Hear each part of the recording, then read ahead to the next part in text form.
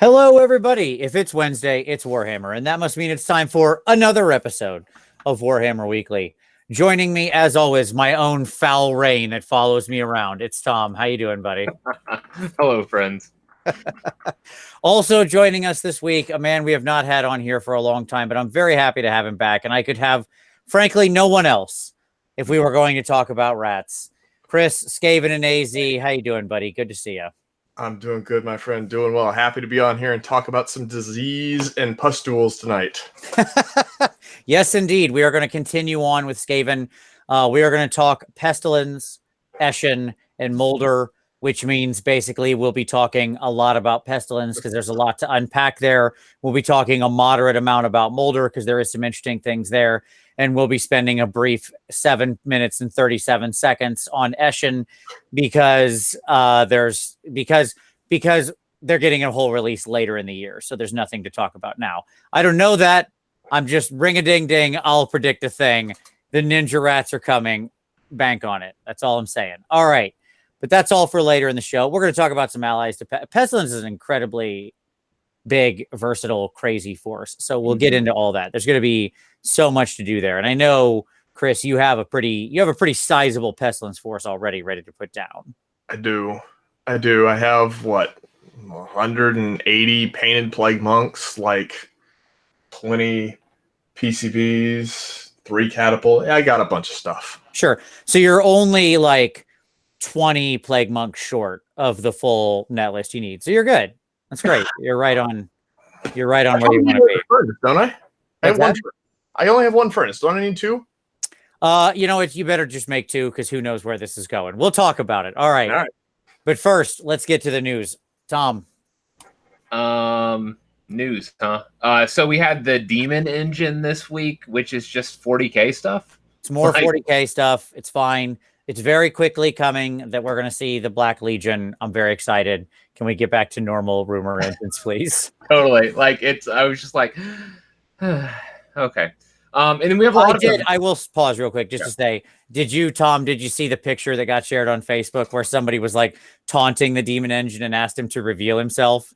And then the Warhammer community team took all of the images they had released, which happened to be like 2 arms and 2 legs, and they built a singular image of the Demon Engine out of all the pictures. But that's amazing. It was pretty fantastic. It's worth a look up. Anyways, okay. Well, yes, he was like, "Behold my true form," and it was just all the rumor engines smushed together. Yes. That's delightful. So we had the only other news item that's not event related is we have made to order Skaven this week. So there are some good bad sculpts there. Are you tired of having anything that looks remotely good on your table as a Skaven player? You too can order metal Skaven from the 1990s that were more or less universally terrible. Hold on, what do you got? There it is. Which one's that one? This is Nurglich. Oh, sure. I sold that mill 4 times, and I'm like, well, it just got released. I should probably buy it again. Sure. Look, I do consider myself an aficionado of Skaven. I do love them. I think the only person who could rival my dedication to the Horned Rat is the head of the council who's currently in this show with us right now. But that being said, the Deathmaster Snitch model is pretty classic. That's worth a pickup. Okay. He's the good one because the newer Snitch is really good, but the older Snitch was still actually good. They were both good. It was on point. Yeah. But the old Ikit Claw is so far surpassed by the new Arch Warlock. I mean, that's not even close. The old, and the old Queek, the new Queek is just ridiculous comparatively. All of these, the new Grey Seer looks better. Yep. All of these just had the superior version is there and in plastic. Just what are you doing? There's not the Grey Seer, the new Grey Seer. We chopped his head off and I made him a plague priest. But otherwise, I think you're on point. He does have a kind of weird face. I will give you that. But then again, I don't love the old Grey Seer's face because he had that weird 90s fur. Yeah. Right. That was done with green stuff and the sharp pointy tool where they would sculpt a blob of it and then just poke it. over and over again. So you got this like I don't know what that was meant to be. He didn't have like real fur on the side. Sure. So he had funny fur. So that's out now. Also, if you want like the worst Thankful and Bone Ripper. Oh, it's true. It's true. It's so funny because I was hoping that the Games Day Warlord would be there, and then I kind of wasn't. No, I like the Games Day Warlord. You're talking about the one from 2012? Yeah. Yeah, I think he looks good. No, I think he's a solid model. I agree. I'm just glad he wasn't there because he's in my mailbox. Okay, got it. And I was hoping that they didn't re-release him. Gotcha. Okay, fair enough. So events. So we have a lot of events. Lot of event stuff. In the immediate future, the Adepticon web cart closes 2/28. So like tomorrow, imminently. Yep. So for those of you that want to add events or do stuff like that, I would do so. Yeah, real quick. The real key with that is even if the thing is sold out, put yourself on the wait list, like the digital wait list. Yep. Because if you don't, and like first of all, those wait lists often get filled because people drop right up before the event when life happens, right? And if you don't, then you're got to show up on the day and just like wait in line, right? You have to pray. Yeah. So like even if there's an event that's sold out, it's 1 p.m. Central tomorrow is when the web cart closes. Yep. So go in, get your events. There's lots of good hobby events that still have tickets, or you can put yourself on the wait list for them. The reality is whether it's a tournament or a hobby thing or just a seminar or whatever, sign up, get your name in there. Like the GW preview seminar, the first thing they let people in the room is the people who bought tickets. Then they go down the line and say, who's on the wait list?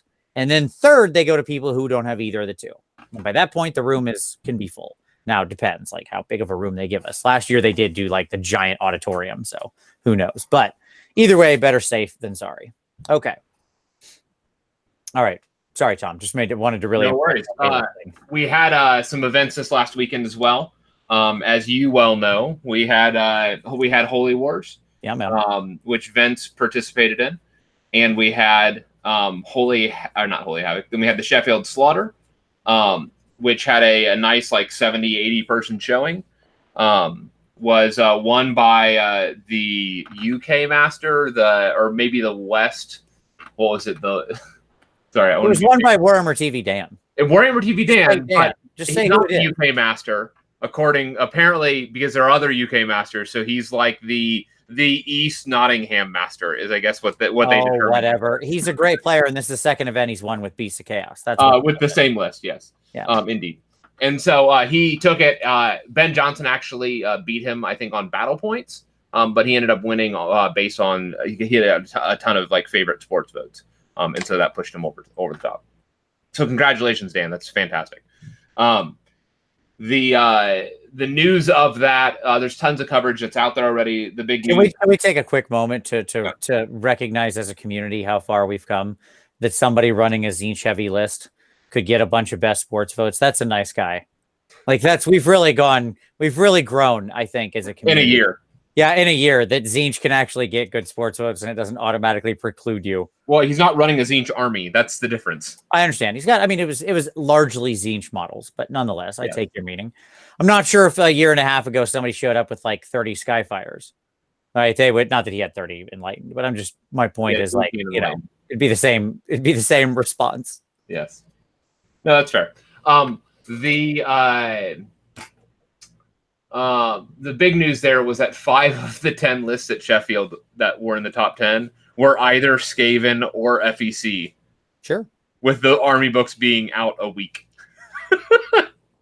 Yeah. So they're tuned really well.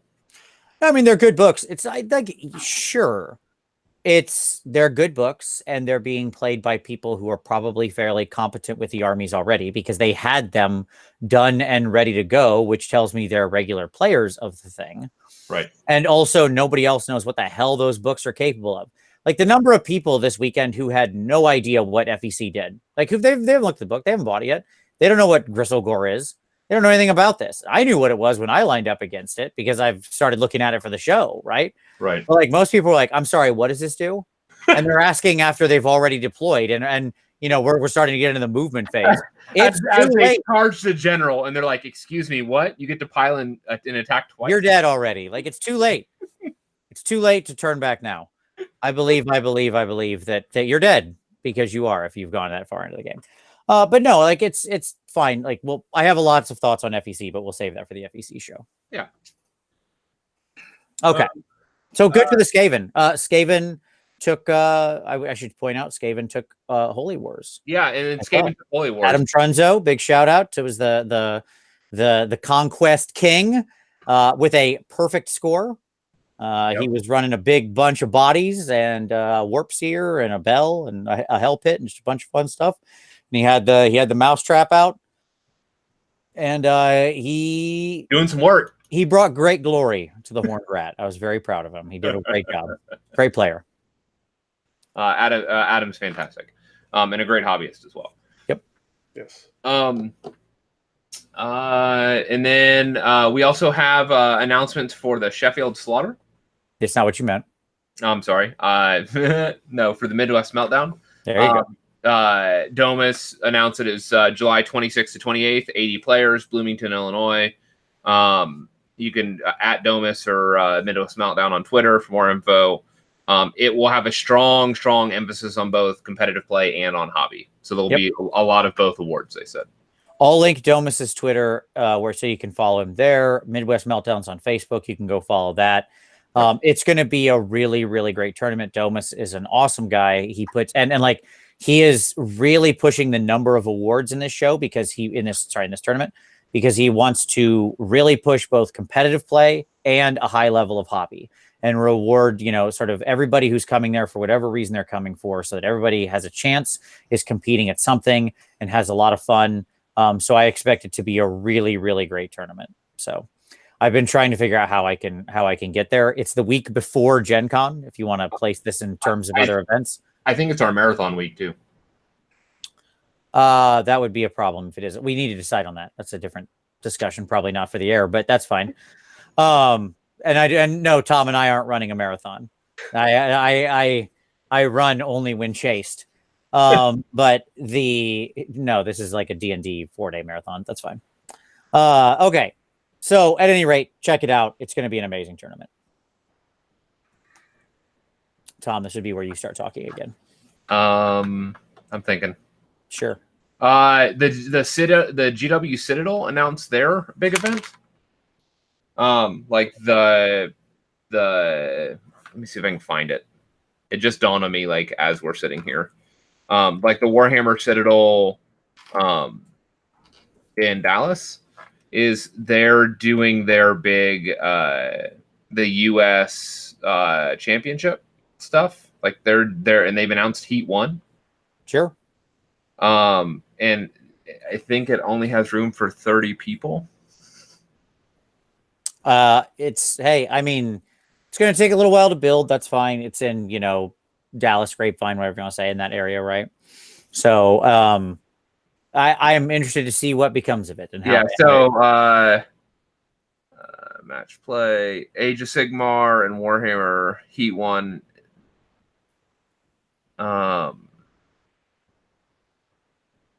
Tell you what, Tom, rather than have you read it live, it looks like an inch away from your computer screen. No, so link it out for everybody. Heat 1 is March 9th and 10th.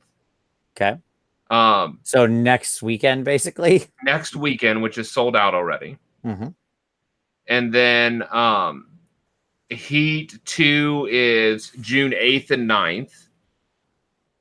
Heat 3 is August 3rd and 4th. Heat 4 is September 7th and 8th. Heat 5 is October 5th and 6th. And the finals is November 9th and 10th. Oh, there you go. They're really back-to-back in it. It's a lot of heats. That's cool. Good. Yeah, because there's 30 people per heat. Apparently, Heat 1 sold out in 30 minutes. That's what somebody in the comments said. That's pretty amazing. That's awesome. Well, there's 30 spots. So sure. No, I get it. That's pretty great. Well, we'll be happy to I hope they grow that more a little bit or something. I don't know. That I would like to make it. I found out about it today, accidentally or yesterday. So I'm gonna try to maybe make one of those. I don't know. Okay. So we'll link it down, like I said, so you can look at the schedule and see what works for you. They also announced Warhammer Horror today, although they didn't say anything, or yesterday, today, I don't know. But they didn't say anything more about what that is, other than we're getting stories set in 40K and Age of Sigmar that have a more horror focus. Okay, cool. That's neat. More fiction that I probably won't read, but there are lots of people who love it, so that's great. Good for them. All right. Anything else we need to cover in the news there, Tom? I don't think so. I think that's it. I don't think so either. All right. So let's go to some pick of the week, where we share a blog, a video, a something that we happen to like. Chris, what would you like to share with everybody? What do you got? Can I be a heretic for a moment? Sure. You certainly can, Chris. It's perfectly okay. I know you've got multiple. Your heart supports multiple things, and that's just fine. We're not going to. I do. That. I'm actually not even going to be square base centric, but I'm just going to call out a company that I've enjoyed working with. If you follow me on Twitter, you've seen in my stuff, you'll see I just did a new Warriors of the Dark Gods army for 9th Age, which very nice. I had it painted. It looks great. But I want to call attention to the manufacturer of a lot of those models, Mierce Miniatures, MIERCE-miniatures.com. The website is atrocious. The models are amazing. Isn't it the truth?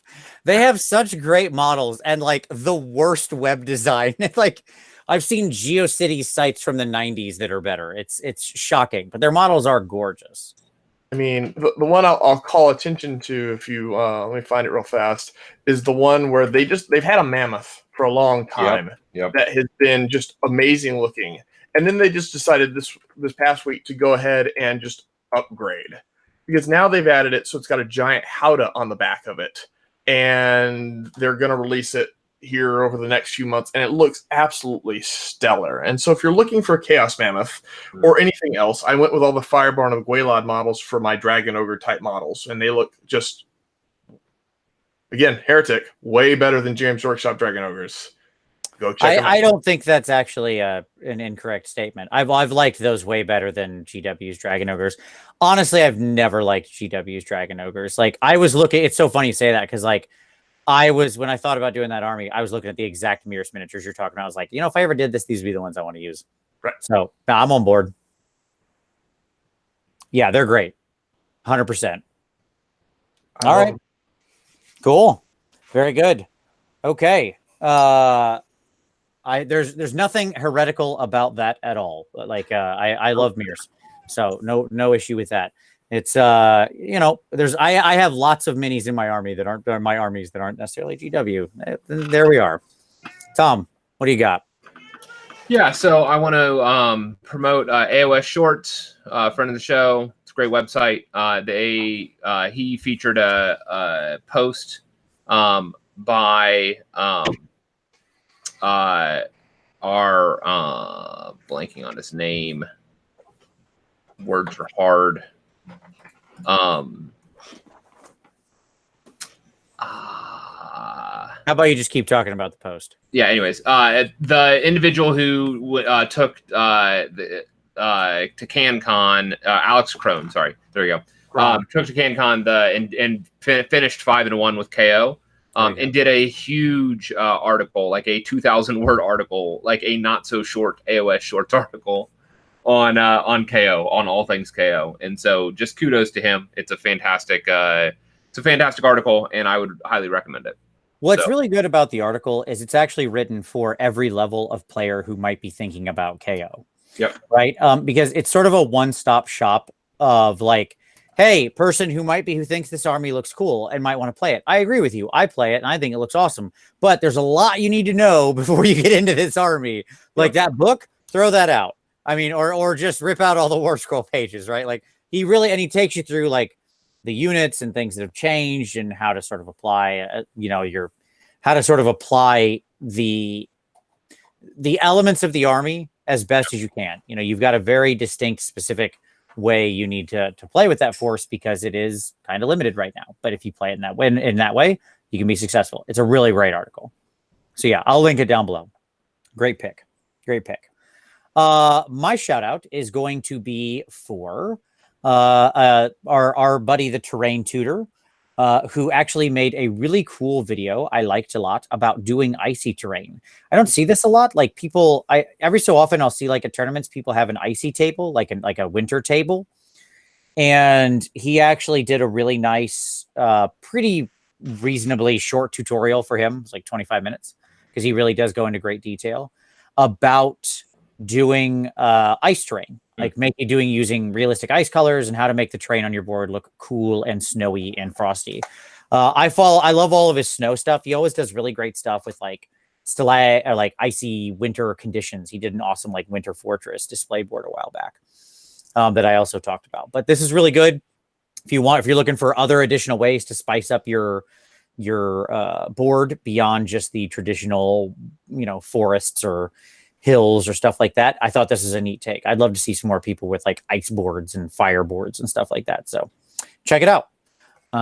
There you go. Yeah, there you go. Rob mentioned like doing that icy terrain for 40K. Sure. I mean, like an ice world for a 40K world, like that's super easy.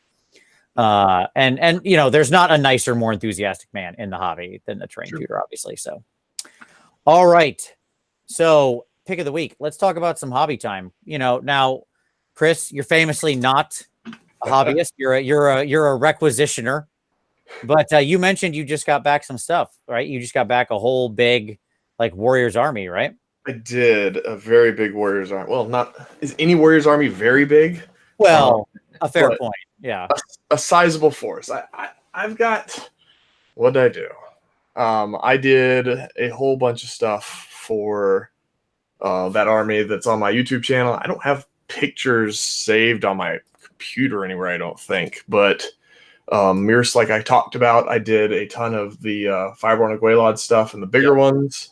I did some Games Workshop Blood Warriors for what we call the Old Fallen. I did a lot of stuff that was fun. It's going to go up with me to Portland this weekend and play in the March to War tournament that's going on. We got 32 people up there playing 9th Age. It's going to be a lot of fun. So that's been kind of my hobby for the week. Can we also see the stack? Could we see the stack? Oh, all right. Well, this is the future hobby.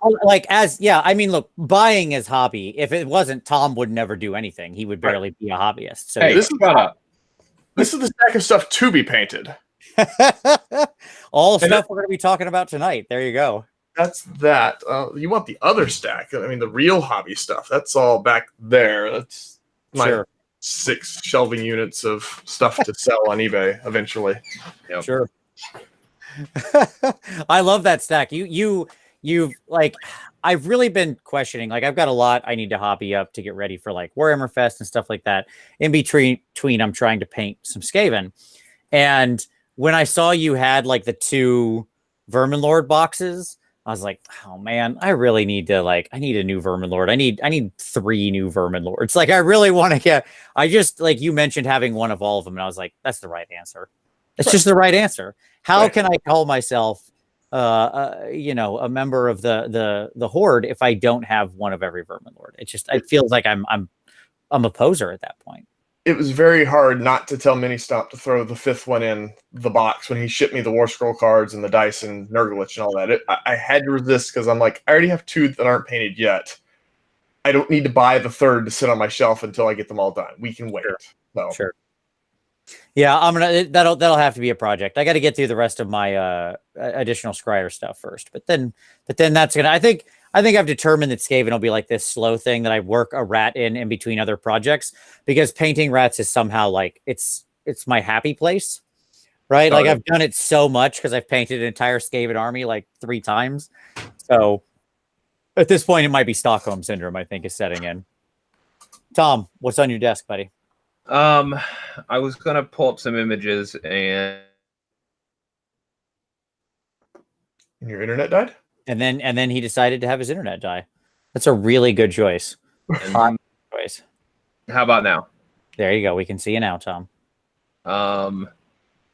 I don't know if this is all my images. Like I just kind of arbitrarily decided to do some things. We should talk about your real hobby time, which is gluing one of your models back together. Well, that's on the list of things I'm going to talk about today. Mm-hmm. Hold on. I'm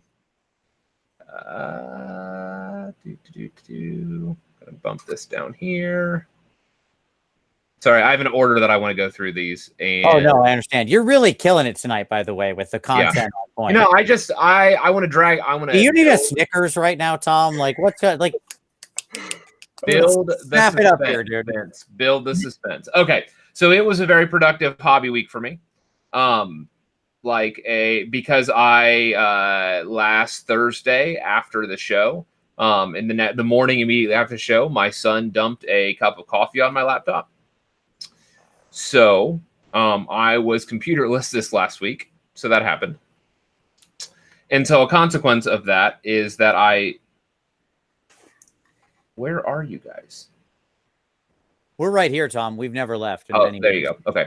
Sorry. I couldn't find the window. Like, there's 100 windows, and I couldn't find you all. Okay. Anyways, wow. And so because I didn't have a computer, I had a lot of hobby productivity. So I pulled a lot of things together that I've been working on. Amongst those things, why is this not sharing? I hate this computer. Here we go. Pulled my Cauldron of my Slaughter Queen on Cauldron together. So finally got my conversion done. Everything painted. She was beautiful. Here's my altered idol. I took some inspiration from Tyler Mangle and his like lava one that he did, his activated like energy cane one, and I did it with the purple magic because that's the stuff that I've been using. I went with red runes on this one, which is a little bit different than my prior cauldron, and you can see that here. The new ones on the right, the old ones on the left, and so I've evolved a little bit. So yeah, I liked how it came out. I was very content with it. And then I woke up Monday morning, and this is what it looked like.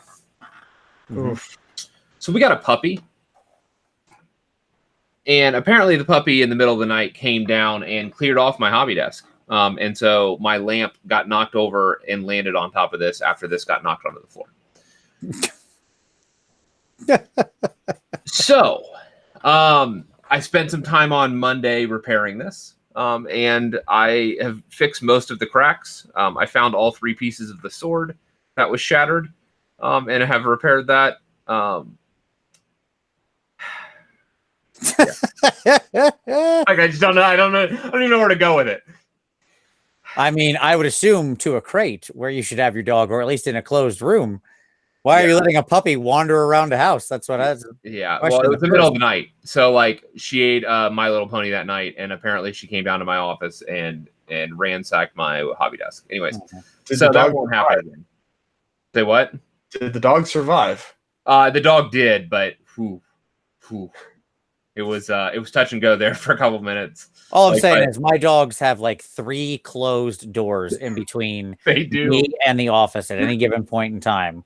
So, you know, there's no like prior planning prevents catastrophe, apparently. That's all I'm saying. But yeah, it's all right. We take it as a learning moment. So, but that's not it. I also finished the centerpiece for my board. I've been working on some of this. This has been kind of a secret for a while, so I'll reveal it here.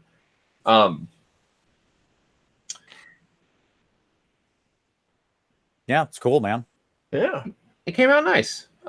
So this is the Raging Heroes piece. It's their Cauldron of Blood equivalent. I picked it up as part of the Kickstarter a couple years ago, like 10 years ago.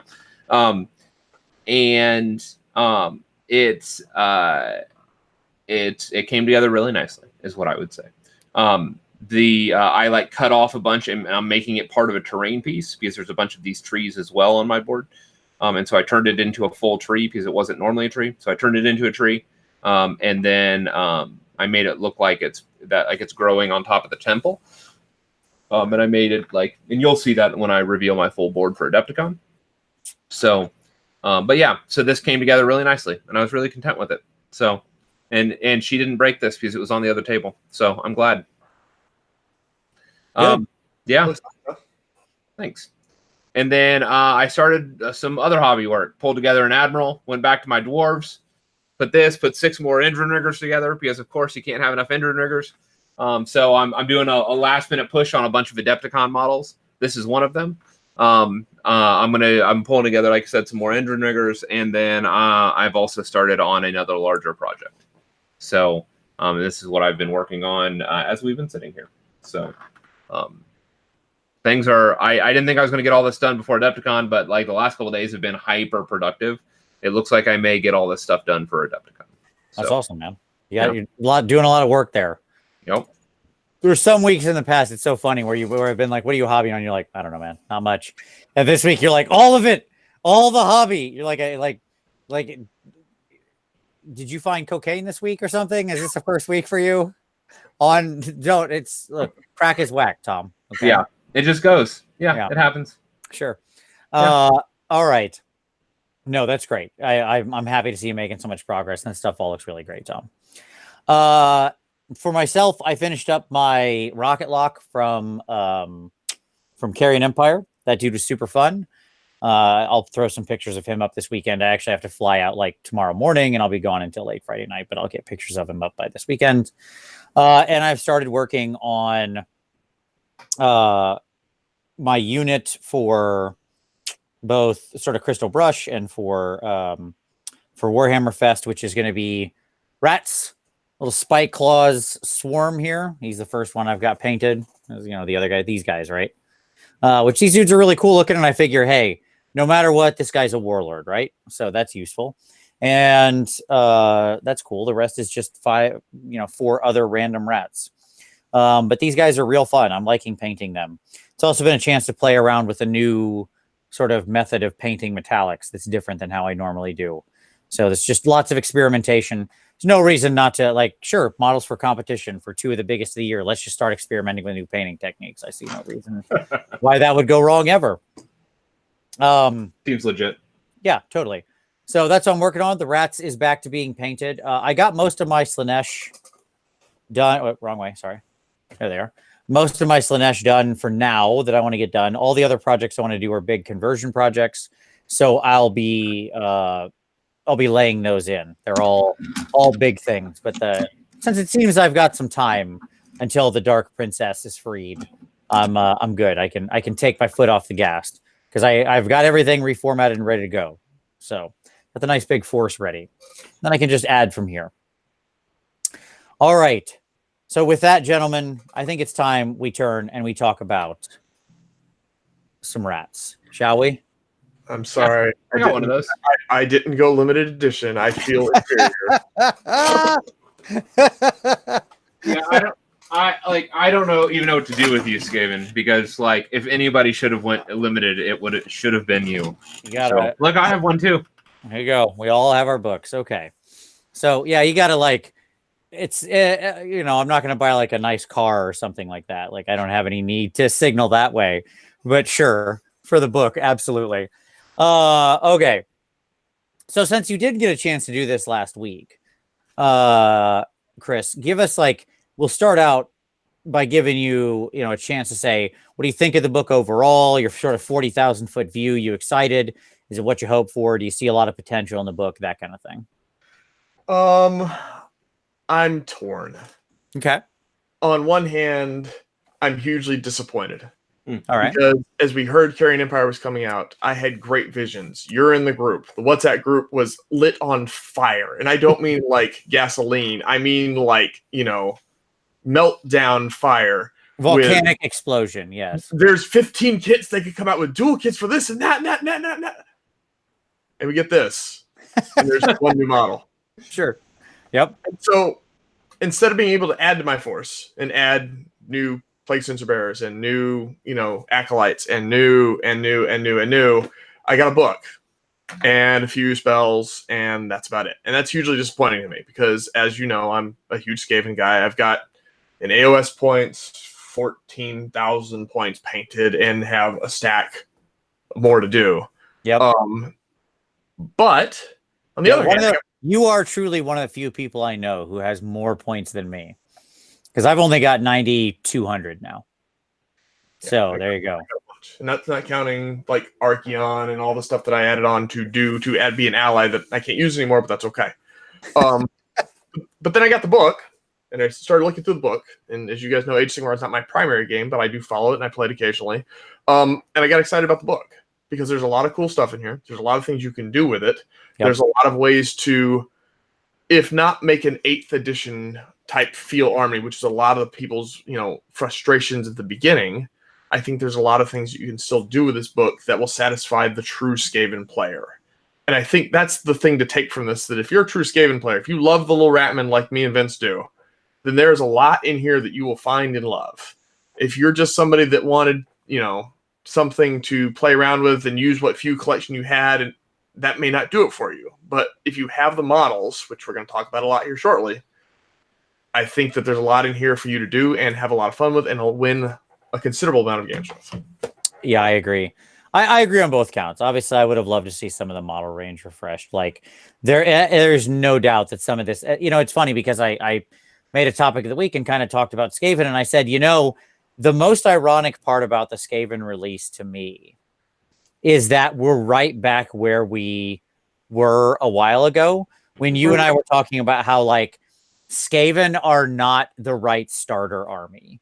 Right? Like, they're a bad starter army because they had, at the time, it was for like slightly different but adjacent reasons, right?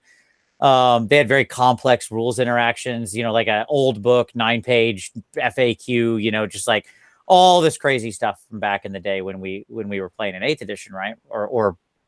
And so when we had mentioned, like, this isn't your first army. If you're new, give this a pass. Right. And I would say the same thing now, because it's like, the Skaven still have some of the more complicated interactions and rules and synergies. It's not as bad as it was, certainly, but it's still there. And also, like, so much of the model range is old and metal and kind of hard to get a hold of or requires conversion.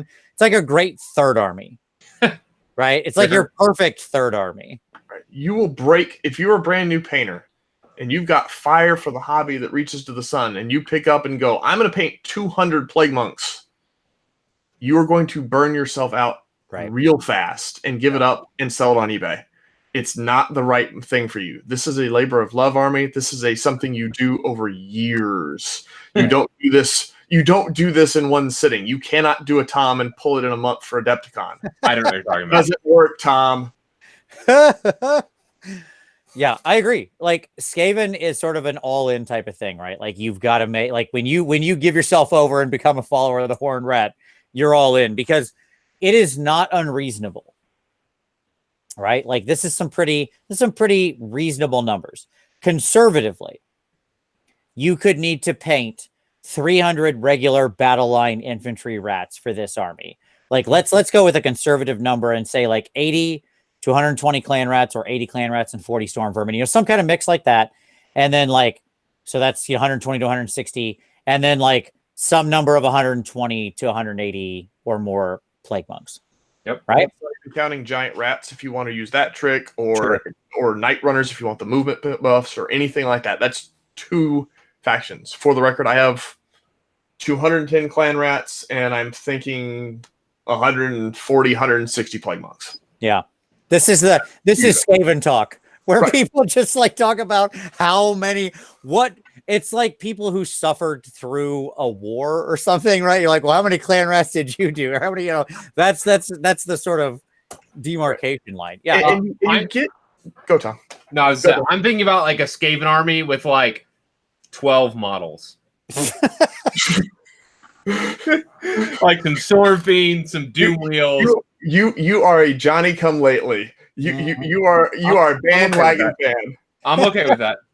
I mean, but and you just think about it, because there's levels of this, by the way. We're just talking base level to get into the army, to do the army. Right. My 210 clan rats are all specifically made by the bits of the kit. If you don't know, if you've never looked at the clan rat box, there's 7 unarmored ones, there's 13 armored ones. I bit ordered 150 unarmored clan rats for slaves back in 8th edition. Sure. And I have all the rest in armor for clan rats.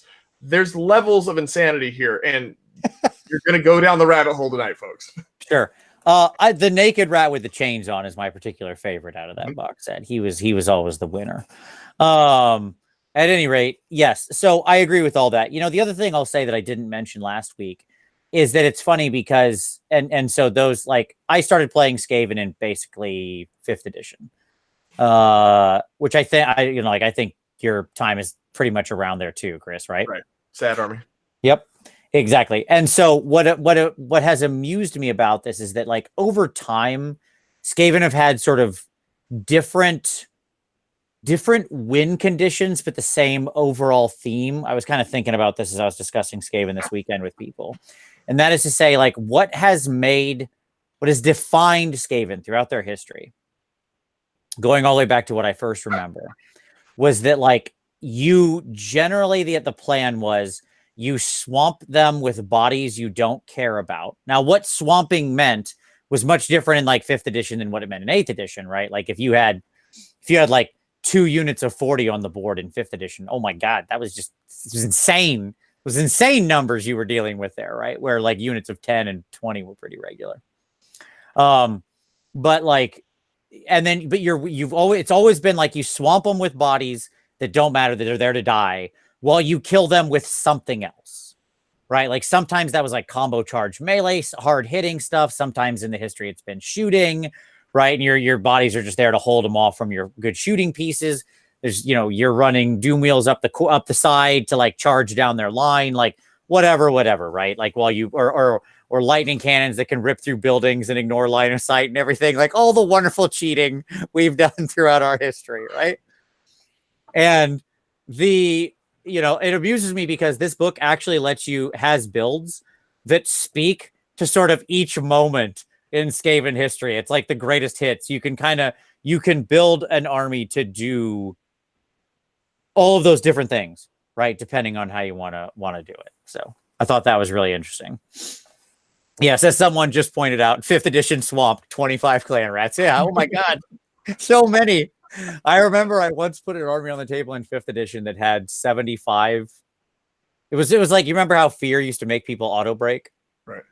So it was like a warlord, and it had a hidden assassin in it, and the army standard bearer that had, like, the fear banner.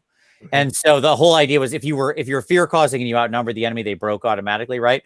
So my plan was so brilliantly simple. I would have a unit of 75 slaves, right, with these characters at the front. The assassin would pop out, butcher the front rank. No one would be able to fight back because he fought first, and only there was no, like, step up or anything, right? And then I would just auto break every horde I touched. The first game I played that in, my dwarven opponent, somebody I still play with this to this day, fired a flame cannon at me, called max range, rolled max on the die, touched one edge of one slave, burned him to death, and I failed my, like, rerollable 9 leadership, and that whole unit ran off the table. And I was like, yep, that's Skaven. That's Skaven. One guy lit on fire, the whole house of cards came tumbling down.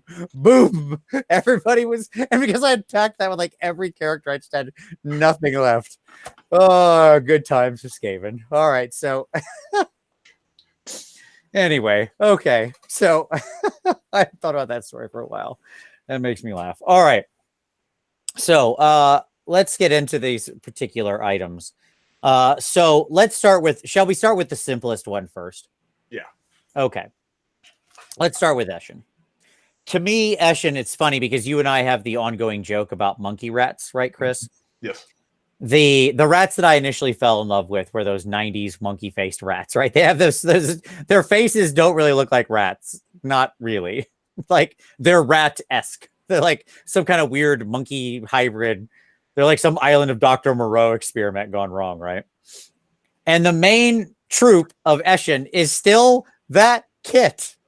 It's still that Night Runner kit. Just mind-boggling.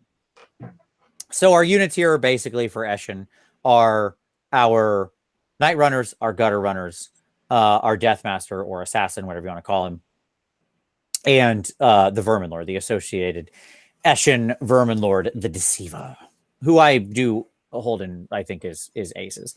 And then obviously in that kind of army, you could also have, like, a Master Clan General, which I think is kind of importantly required.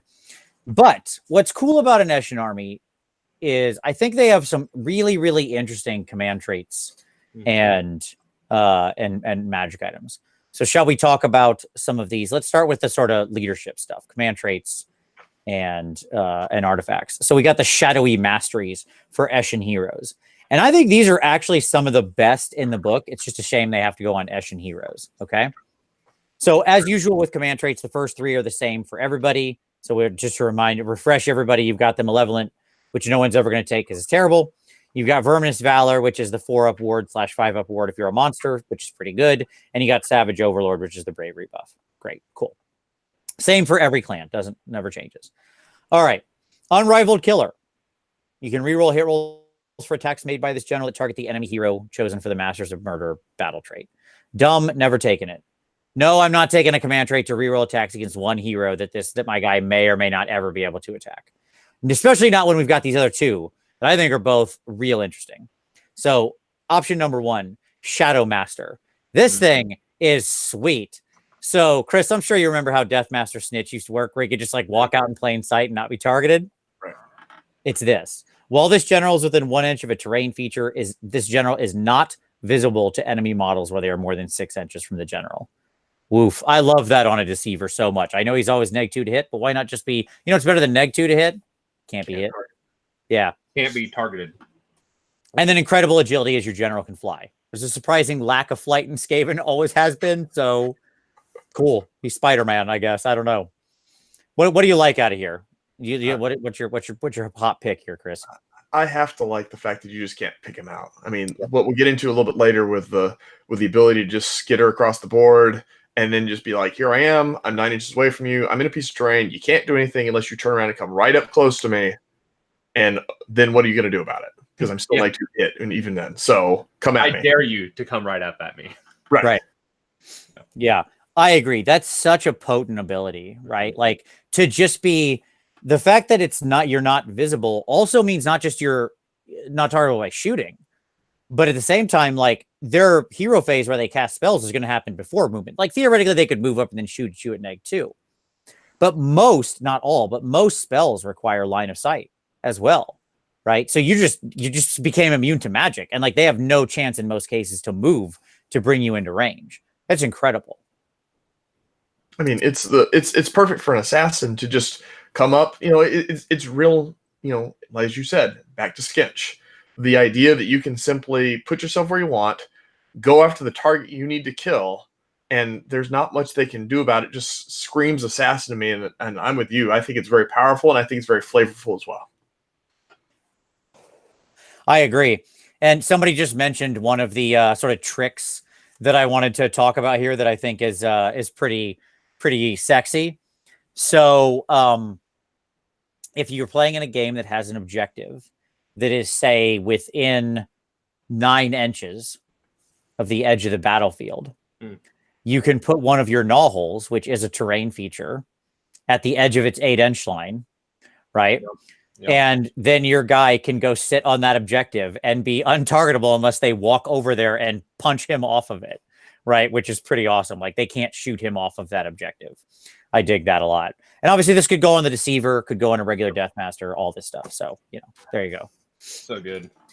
It is real good. Yeah. So, oh, you're right. I'm sorry. It'd have to be 3 inches away. Thank you, Rob. I forgot it was 3 inches. I thought it was 1 inch from objectives, but no, it's 3 inches. It's 1 inch from other terrain. Is that right? Yeah, 1 inch from other terrain. Sorry. Thank you, Rob, for the correction. So never mind. It's still the same thing. Like you can stand within 1 inch and still be on the objective easily, right? Yep. So no issue. Cool. All right. I dig those items. Then it's much the same with artifacts, by the way. So have you got anything you like out of the artifacts? I mean, they're good, but as we've said before, still an Eshin. But if you're going to do the idea of the assassin, I like the Shadow Magnet Trinket. It throws back to 8th, which I'm a big fan of, and the fact that you can fight at the start of the combat phase before anything else happens. So I go in, I make myself untargetable, I run in, I snipe your guy I want to do before you can do anything else about it. Yep. You're dead. Yeah, also really good because there's a surprising amount now. I mean, we haven't talked about FEC yet, but if it's your turn and you have a fight at the start of the phase, then you'll actually get to go before their fight at the start of the phase since you have priority, right? So you can outfight the people who always fight first, which is cool if it's on your turn. Yeah, I dig that. I do think that's solid, especially on somebody like a Deceiver, right? Who's actually like decently killy. Right on. I am also, I think my hot pick out of here has got to be the Gnaw Bomb. I hate you, Vince. Well, talk about it, Tom. If you like it too, go for it. So basically, once per battle, what you do is you choose a terrain piece and you make that a gnaw hole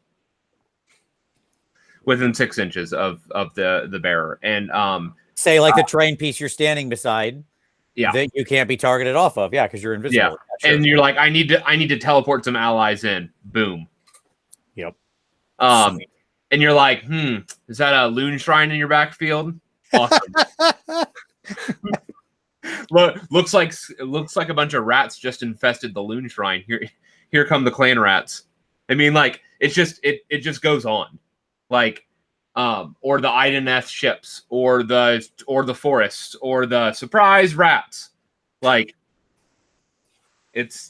I'm a huge fan because what it allows you to do is to teleport in with the Deceiver, skitterly be in, and then turn that thing into a gnaw hole, and then bring everybody through it.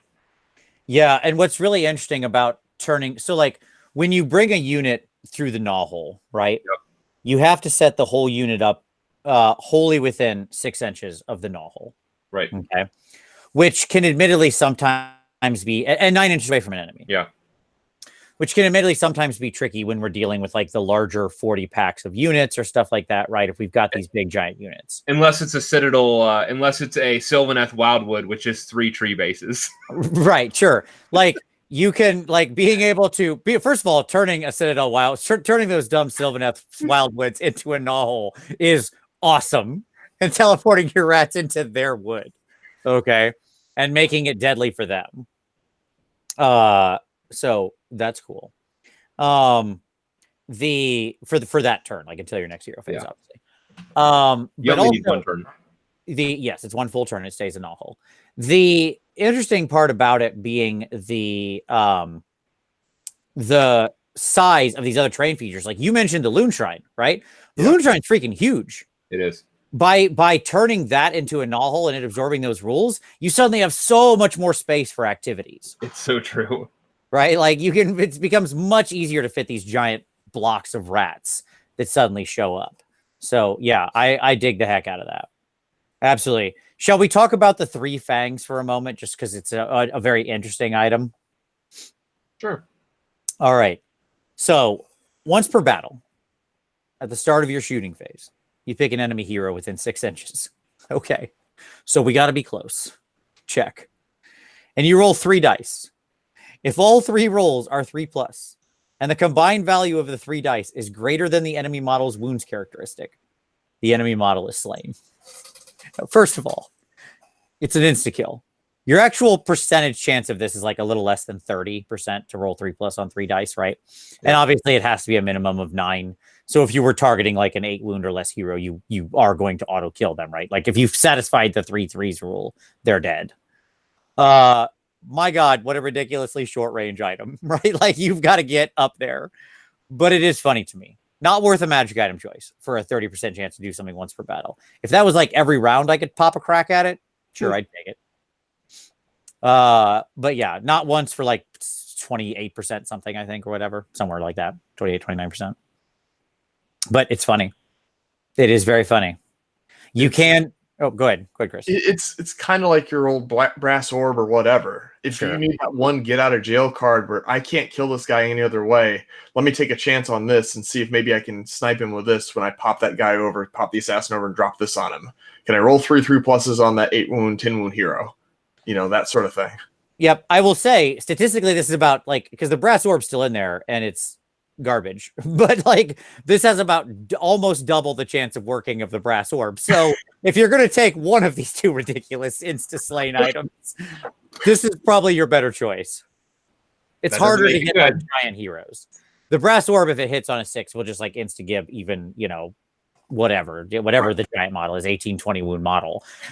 This is much harder. You're not killing a Guo with this, right? Like that's not happening because you can't get greater than their wounds characteristic. But for killing your let's call it mid-sized heroes, this is pretty excellent. So there you go. All right. So that's what our Eshin people have to work with here. Very quickly, let's make our way through the Ashen Battalion, because there is an Ashen Battalion.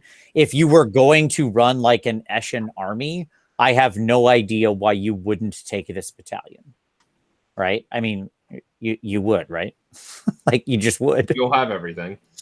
Like, it's a Death Master, your Gutter Runners, and your Night Runners. So it's the bulk of your army. You're probably going to end up at like 3-drop, because you're going to take some Master Clan General, and you're going to take a Deceiver. So, okay, you're 3-drop or something like that. I don't know that you need more than one Death Master. And what this does, it has a really interesting ability. Where if your assassin, your Death Master is hidden, the turn they pop out, all your units get reroll hit rolls. All the units in this battalion. For that combat phase. Okay. That's kind of cool. For one combat phase, you can reroll all your hit rolls. I want to use this to segue into talk about why Eshin drives me nuts. Sure. Okay. What drives me nuts about this army, especially about Eshin specifically, is what I mean, is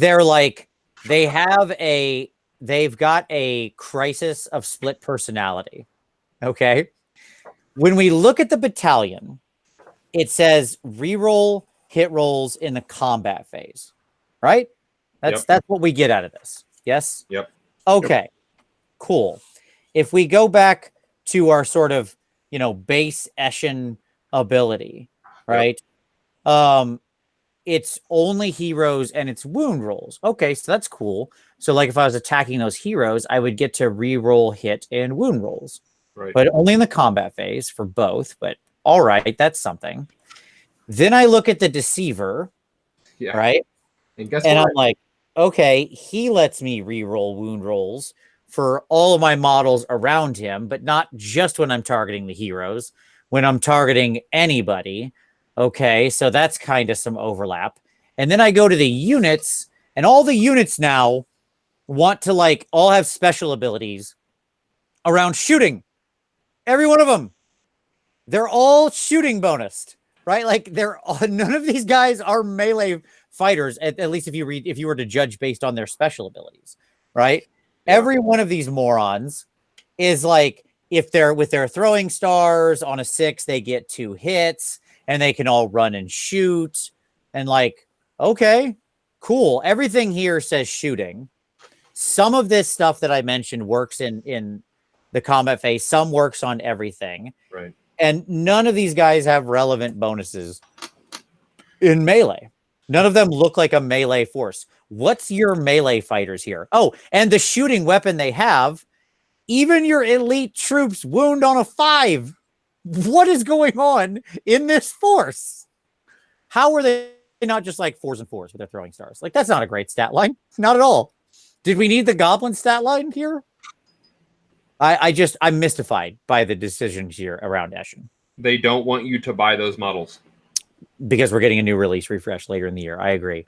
Chris, what do you think about all this? It seems like there's multiple personalities to Eshin here is what I'm trying to say. It's a collection of stuff that they just don't know what to do with. And that's kind of what it's a good kind of overview of what I thought that they thought about Skaven when AOS first came out. They didn't know what to do with Skaven. You guys have talked a lot about the fact you think they should be destruction, not chaos. They kind of just threw it out. This kind of makes sense. Let's do it. And this is what Eshin feels like to me. You've got a couple units over here that are somewhat useful. You can use this, Night Runners in a mixed army because they've got the movement, so you can stall people, you can chaff people, all that stuff. But if you want to do a true Eshin army, it's a collection of stuff nobody owns, nobody wants to buy, and the rules don't work together. Right. Or they overlap in the weirdest of ways that seems completely unnecessary. Right. Exactly. Yeah.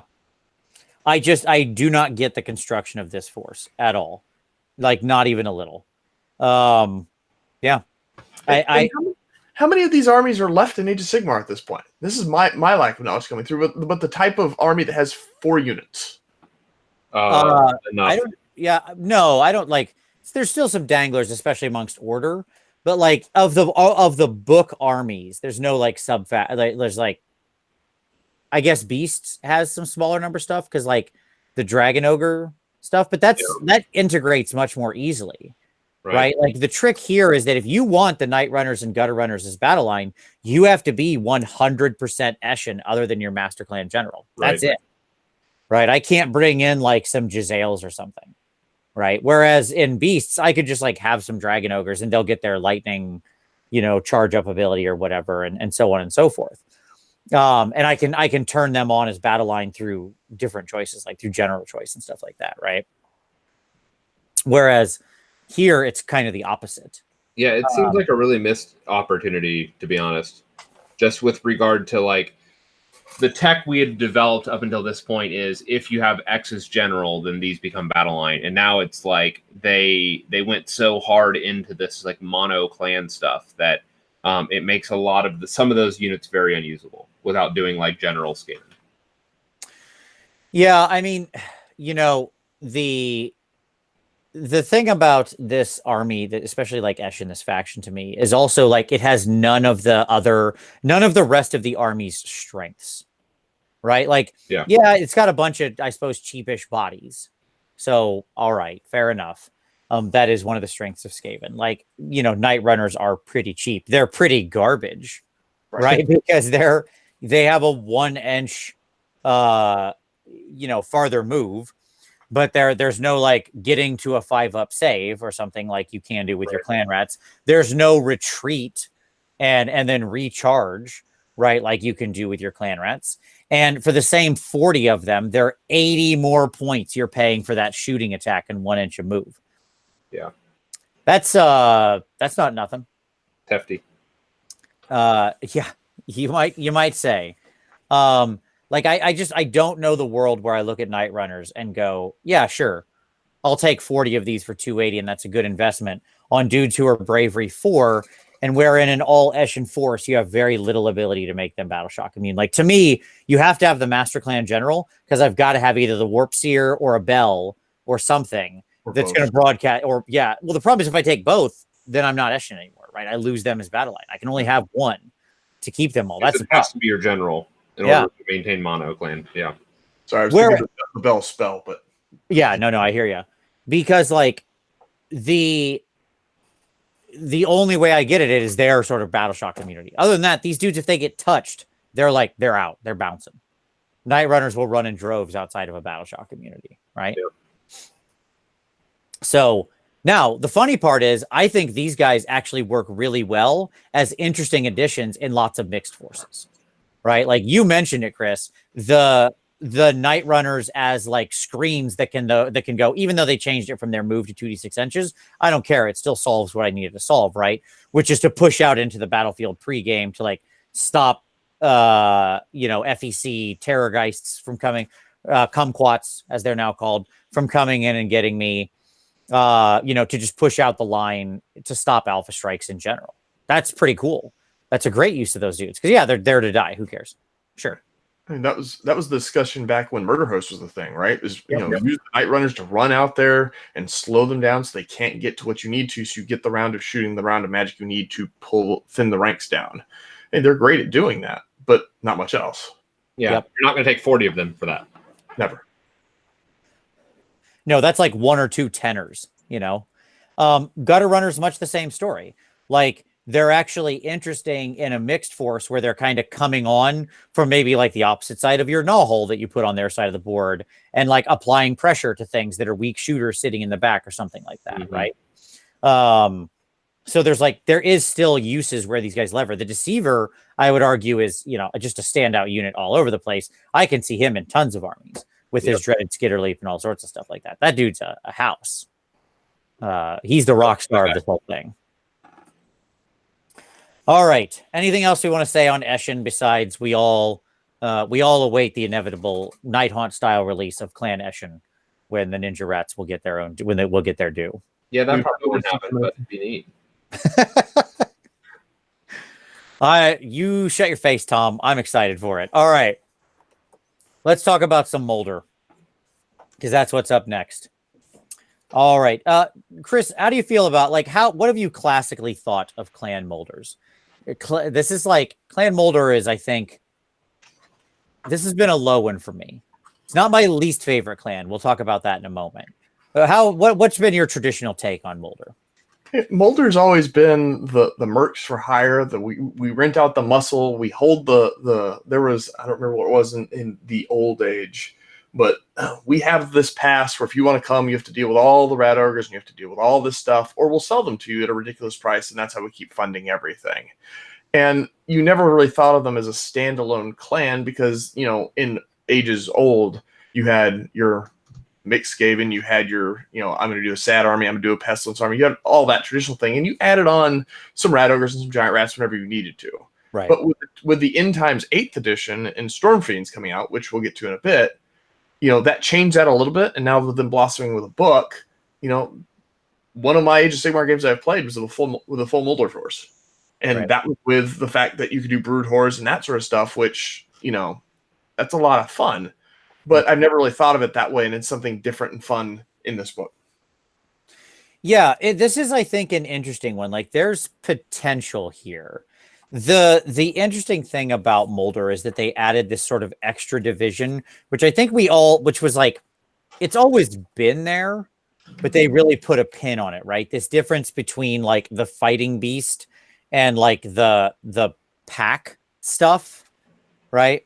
That didn't used to have an actual keyword, but now it does. So in other words, we segmented off like sort of rat ogres, rat swarms, and giant rats from the hell pit and the brood horror. Now, rat ogres are interesting because they have both. Right. They actually have both the fighting beast and the pack keywords. They kind of cross over. Whatever. So, okay. Basic rule of Moulder, we should start there. I didn't set this with Eshin, but we should start there, is if you've got a Master Moulder, you get to, for every Master Moulder you've got, which is just, you know, the big special Moulder guy, who used to be, what was his name? Why can't I think of his name? Throt? Yep. Throt. Yeah, Throt the Unclean. There you go. The 3-armed dude with the things catcher. Yep. Yeah. If you have that sort of thing, or the newer one, the model they're actually showing is the one that comes out of the combined like rat ogre, rat swarm box, or giant rat box. Then you get to pick a fighting beast, which is your hell pit or brood horror, or I guess, I don't know how it works with rat ogres. I'm not sure because you get to pick a single model. So I don't think you can pick rat ogres, and you get to add D3 wounds, and they reroll hit rolls of 1. There you go. Yeah, 1 Clan Moulder fighting beast model. So I guess you could pick a single rat ogre and give him D3 extra wounds. I don't know why you would do that, but okay. This is Steve. He's tough. Yeah, you got a real tough rat ogre. Way to go, man. All right, so let's talk about some command traits and artifacts. Okay. Obviously, again, standard 3 in the command traits. What's your hot pick here, Tom? You got a favorite out of this group? I mean, like, I don't know. Well, can we talk? We'll talk about the non-bow of Horde Master in a moment. Like the irony of this one. Yeah, I mean, definitely not Burly. Like No, talking about non-bows. Sure. So you can go ahead and not skitter leap your like well, there's no Moulder Vermin Lord, so I mean there you go. But I mean, I think Moulder Supreme is probably your best bet. Yeah, you're basically, for your fighting beast, you either get to choose to add 3 or a D6 wounds instead of D3. Right. Yeah. Sure. Hell pit with a lot of extra wounds. I mean, yeah. Or Chris, just Verminous Valor and just hide. Sure. Chris, here's the test. You taking the 3 or you rolling the D6? D6 every time. You're D6 not a true Skaven player if you don't roll D6. That's right, buddy. That is right. That's absolutely right. There you go. That's my man. All right. So, of course you're rolling the D6. You kidding me? It's insanity to even ask the question. All right. So we should talk about Horde Master because one of the things, the Master Moulder has a command ability he can use once per game, where when a Moulder pack unit is destroyed, so this is rat ogres, giant rats, or rat swarms, he can fire off that command ability, and on a 5+, they come back onto the board. The same unit, same size unit. from like a table edge, effectively. Okay. Horde Master. So like if your rat ogres get blown up, you can roll, and on it you can only use it once per dude, once per game. And on a 5-up, they walk back on. Horde Master pushes it to a 4-up, which is really good.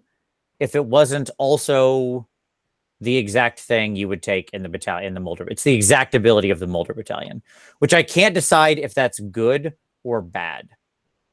Saves Right? you from having to pay for the battalions, leave you for more of whatever you're trying to buy. Right. Right. Like in a mixed force, I probably wouldn't have the battalion, but I might still maybe like a big unit of rat ogres could be cool. Okay. Like I'm back and forth on it. Like I'm not sure that I hate that it's duplicative. Part of me almost wishes though that the Moulder Battalion did something different. You know what I mean? Like the command trait was there, but that I got something else out of the Moulder Battalion. I don't know. If it lets you do 2 rolls, that would be pretty cool. But it doesn't do that. It's the exact same thing, so you can't read. Yeah, I agree with you there. If it gave you 2 chances to bring back 8 rat ogres, okay. Yep, absolutely. I agree. That would be like, yeah. Or even if it was like, if you fail the roll but don't roll a 1, you can try this 1 additional time. Reroll. Or something like that. You know, yeah. A reroll of the number. Yeah. Just whatever. Anything. You know, I don't know. Okay. So they're fine. All right. Let's talk about our Moulder, our Monstrous Arcana. So our Moulder artifacts. I am going to just start right off the grip and say, I don't like any of these. I think they are all not very good. I think the only one that's okay is the Rabid Crown. Right. Yeah. But unlike some of the others that we'll get to a little bit later, Holy Within. And when you're pushing a lot of giant rats or a lot of rat ogres, that's really hard to get close unless you're up there in the action, which a Packmaster is going to want to be close to the action anyways to prod them along, but that's dangerous. Sure. Absolutely. I think if you were going to take that ability, you almost have to take like the Verminous Valor on your Master Moulder, because like one of the things with Moulder is they don't have some ultra sweet Vermin Lord that they can go to, like the Deceiver, right? Who can go around and be their keyworded buffing dude. They've got a Master Moulder who is a 5-wound, 5-up save hero, right? So like he's not doing a lot of work. No, he better be able to pass off some wounds somewhere, or he's getting spiked like a football the second anything touches him, right? Okay. Yeah, but I think that's like, I could see that with like a pack of 6 rat ogres or something with your Master Moulder. Like, I feel like, yeah, okay, I could keep those Holy Within 13. You know, like that's probably doable. The problem is going to be if you don't, as with all of these things, if you shoot the rat ogres out on a charge, they just probably charged out of range, right? So you almost have to like use the old giant rats or something as sort of chaff to catch the enemy, and then you move in with the counter punch with the rat ogres, right? Right.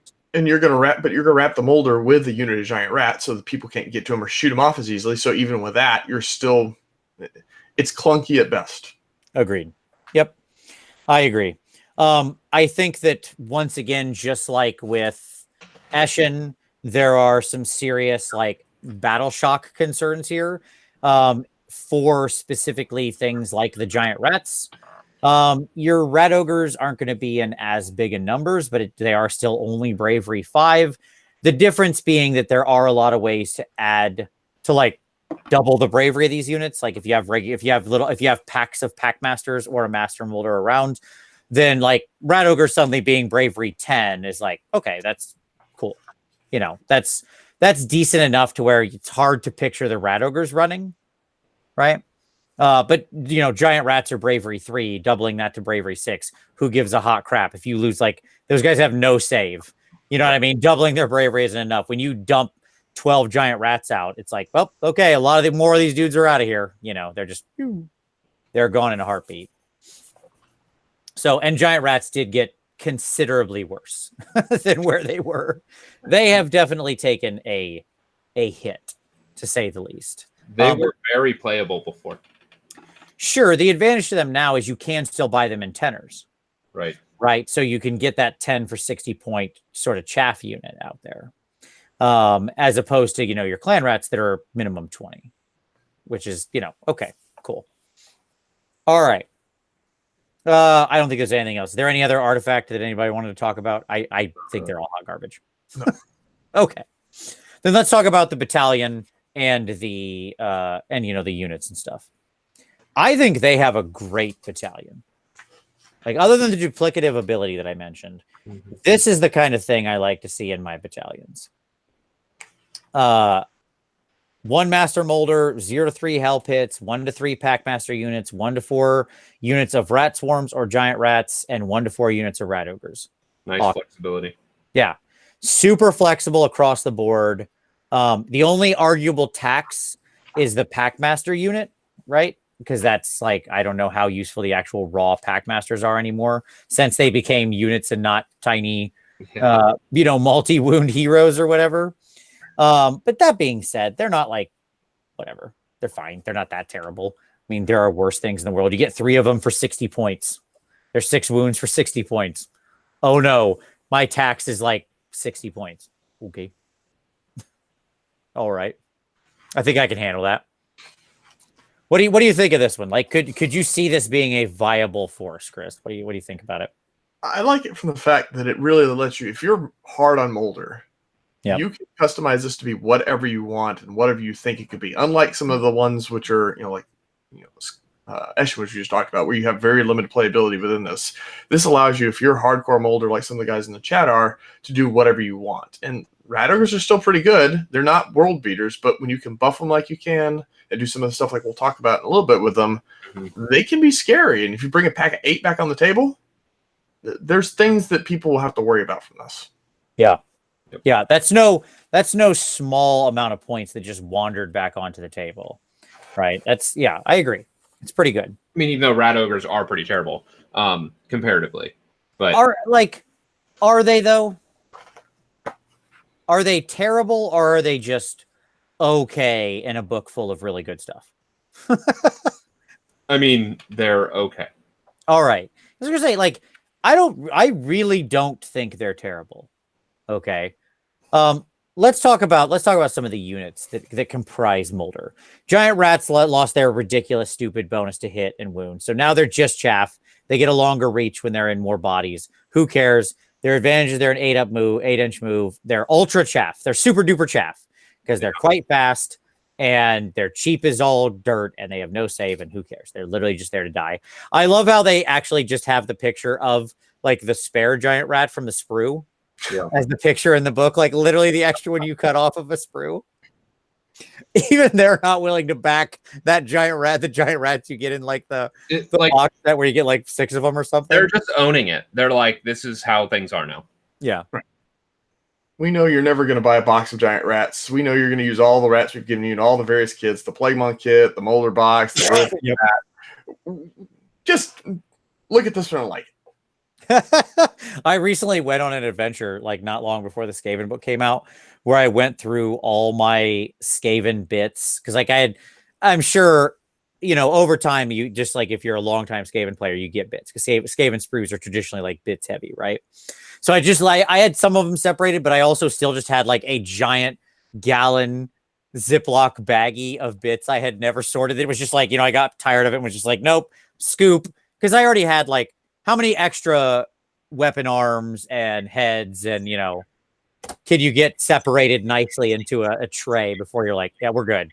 We're good. But I did go through and recently segment out all of my extra giant rats and all of my mini monks, the stabber. Yeah. Yep. I love those dudes. I don't know what they are. They're adorable though. I have no idea why they exist, but I love that somebody did it. All right. So yeah, giant rats are cool. Let's talk about rat ogres and let's talk about the hell pit, because I think that's the action here, right? And then we can talk about how we buff this stuff up.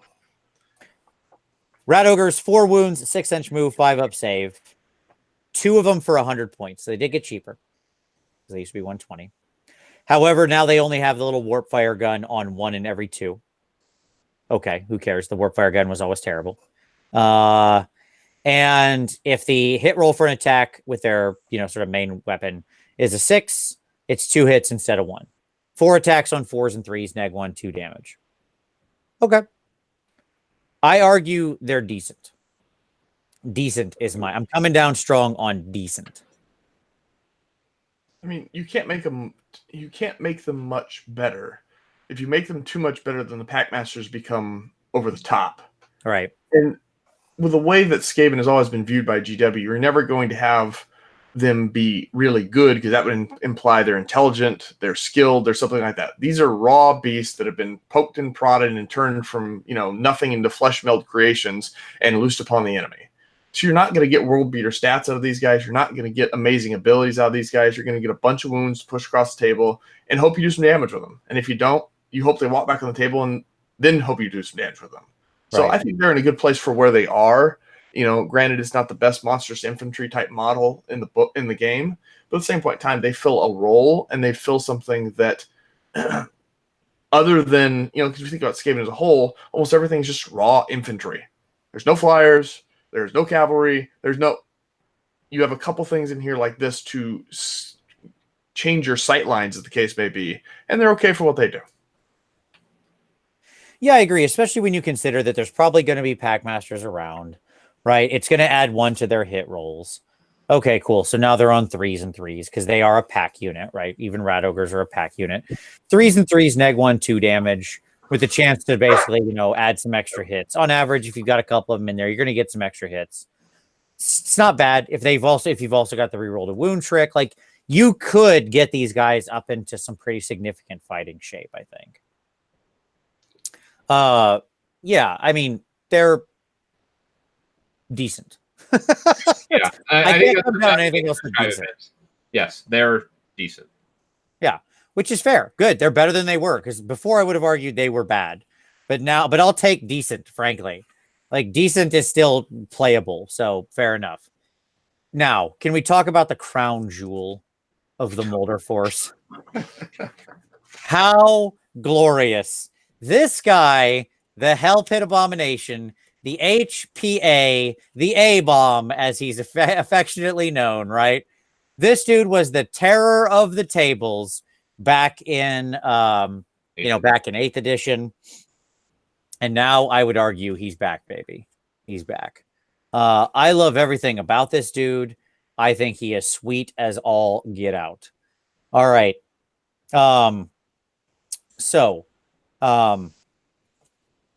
This guy.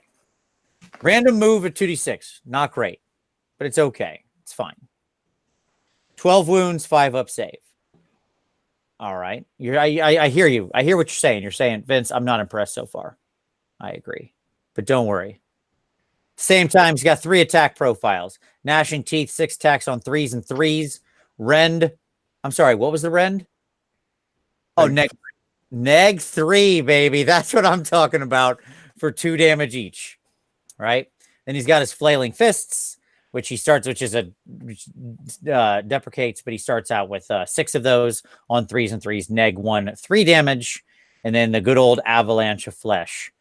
Woo! Okay, Avalanche of Flesh. You don't use the attack sequence for this. Instead, roll a number of dice equal to the number of models from the target unit within 3 inches of the attacking model. You can re-roll any of the dice if this model made a charge move in the same turn. The target unit suffers 1 mortal wound for each roll that is equal to or greater than the Avalanche of Flesh value shown on this model's damage table. Notably, this starts on a 2+. 2. And it's all models within 3 inches on this thing's giant base. You've heard me talk about Tokyo drifting my, Herald on Chariot into units before, and that's just 1 inch. Now it's D3 mortals, but still 3 inches. My God, that reaches so deep into like these 25mm hordes. Ba-boom. You talked last week about the fact that, Skaven has turned from, what it was into anti-horde. This is the Moulder version of it. I mean, the ability just to roll this guy out, throw him forward, and then boom.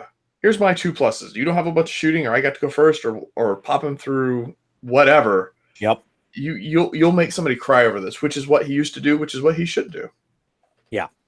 This guy's an absolute beast. I love really everything about him. What I like about him is that in addition to that, he regenerates. I love anything with a wounds table that regenerates, because then he can climb back up right, and get sort of back to good again. He's got a nice bravery sap, which is cool. The 4-up ignore all spells or endless spells. Yeah. Right. Solid, because that's half of the way people are going to try to bring him down before he gets into melee, right? And that sort of shuts that off, which is cool. And then of course, Too Horrible to Die. Our good old friend Too Horrible to Die. You roll that 5/6, he's back alive, and he gets D6 wounds and starts healing again. So seems good to me. Absolutely. Let's talk about his points. Yeah, all of that for a quite reasonable number of points. Like, this guy, he's not too bad. 220. 220. I think that's fairly costed. I'll say it this way. He is worth his points. Yeah. I'll say two things about the HPA. Well, three. Number one, I still love Lefty. Number two, you'll see this in regular Skaven armies, not just Moulder armies. You'll see him come out and play in many places. Number three, this is one of those pieces that throwback to Ages Or, as you mentioned before, Vince. Yep.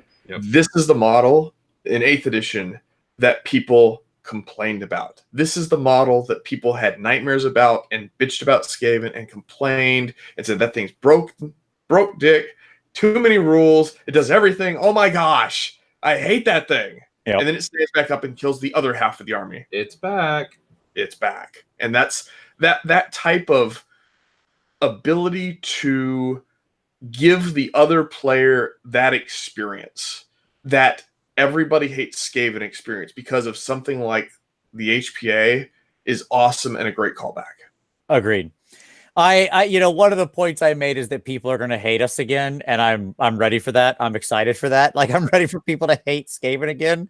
Right. It's like the haters club from Chappelle's Show, right? I just start getting this going because I'm like, just get the hate on. It was, like, people always traditionally hated this army because of all the options it had and all the different ways it could quote unquote shoot. As Anthony used to say, it broke the rules. At the heart of it, like, Skaven breaks the rules. Whatever the rules are, it breaks them. We break them. Whatever the rule is, we break it. Yeah. Right. Yeah, it's notable with the HPA too that outside of even its own force, like if you're just taking this and add on to a mixed force, if you also take a Master Moulder, like then this guy's walking onto the table with between 13 and 15 wounds and rerolling ones on all those 3-up hit rolls. Right.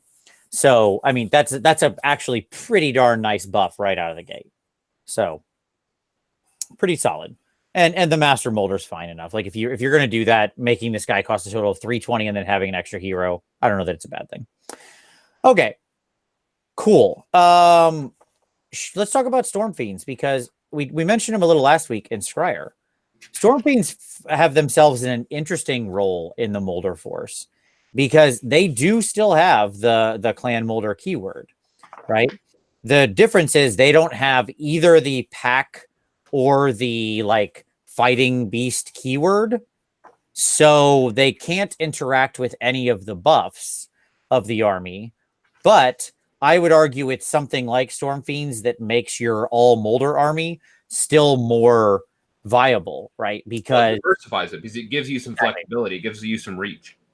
Exactly. It brings you shooting into an otherwise into an army that will otherwise you'd be getting rid of one of Skaven's greatest tricks, right? Which is their shooting. But now you can still have your wind launchers and a rattling cannon or whatever, right? You can still have some good ranged firepower. Yeah, I want to talk about this because a lot of people are having a real problem with the changes that they made to Storm Fiends. Sure. And I mean, let me just out of the gate say I get it. As a KO player who suffered this same fate, let me just say it that way, of losing that flexibility with Thunderers, and we will likely do it again with our Arcanauts when our new book comes. Yep. It is a reimagining of what this unit is, and we need to players need to come to terms with it. Now, what I'll say is this. I like what it is. Yeah. I used to not like these types of units. At the end of the day, this is a flex unit. Yeah, sort of a utility jack of all trades. Whatever you thought this used to be, like it's not that thing anymore. It's what we call a flex unit, and how you play a flex unit is it's going to do some firing, some range combat, and then it will close the gap. The one exception to this is you can actually do like drill fists and like flamers and drill fists and like the shot gauntlets or whatever, and to sort of lean them more melee oriented. You can go almost all melee short range stuff, and that's fine. But I think the better utility here is as a mixed, like I would do 2 like wind mortars, like the in a 6-pack. You're saying 6-pack. I would do like 2 globes. I would do 2 rattling cannons, and then I would do 2 melees. And what I would do is I would like drift this guy up and have like the 6 that like advance on a point, and by the time they get there, like it is going to kill whatever it gets into, because it has been softening it up as it's been approaching. And the other key with this is that like you can move these up, but they can still be participating in other combats because of their reach on those weapons. Sure. And so what they actually gain is power projection, despite the fact that they're going to have bodies to push on a different unit. Now, granted, this is a little bit different because they have a lot more higher mobility and fly. But like my MVP last year at ACON when I took 7th with my dwarves were my Sky Wardens. And my Sky Wardens were this exact type of unit. Right. Where they basically every time you take it, you get 3 models. One of them is melee and 2 of them were shooting. Right. Again, the movement is much higher on the Sky Wardens. But they're going to serve the same type of function. I think they still do that well, especially with the null holes and stuff like that. So I rate these guys actually really high, and in fact, I would love to do an army of predominantly of just Storm Fiends, honestly. And I may be doing something like that just because, like, I think that there's meat here, and I think that there's gas in this engine. I don't think it's like a hyper competitive. Like, I don't think it's top tier, like super broke, but I think it's fun, and I think it'll do work. I agree with a lot of what you're saying, but I do want to point out the difference between what you did with KO and what they did here. Because unlike in KO, with that unit you're talking about was a 10-man box. Or 10 models per unit, at least. It was 9. Like, it was only 9. And they were all 2 wound models. So, like, if anything touched it, it blew up. No, I just mean... He needs the weapon change. Your Thunderers. The weapon teams, yes, they're Thunderers. Oh, yeah. You replace 3 guys out of that unit, and you still have 7 other guys that you can use. No, for me, no. You're talking about the Arcanaut company. For Thunderer, it was 5 guns, and you could mix and match any combination of those 5. So it was this exact situation. I bought 10 boxes of Thunderers so that I could have 10 Aether Cannons in a 10-man unit, and then 2 months later they changed the rules. Fair enough. So like 3 models for 62. Yes. 3 models for 62. Yeah. Yep.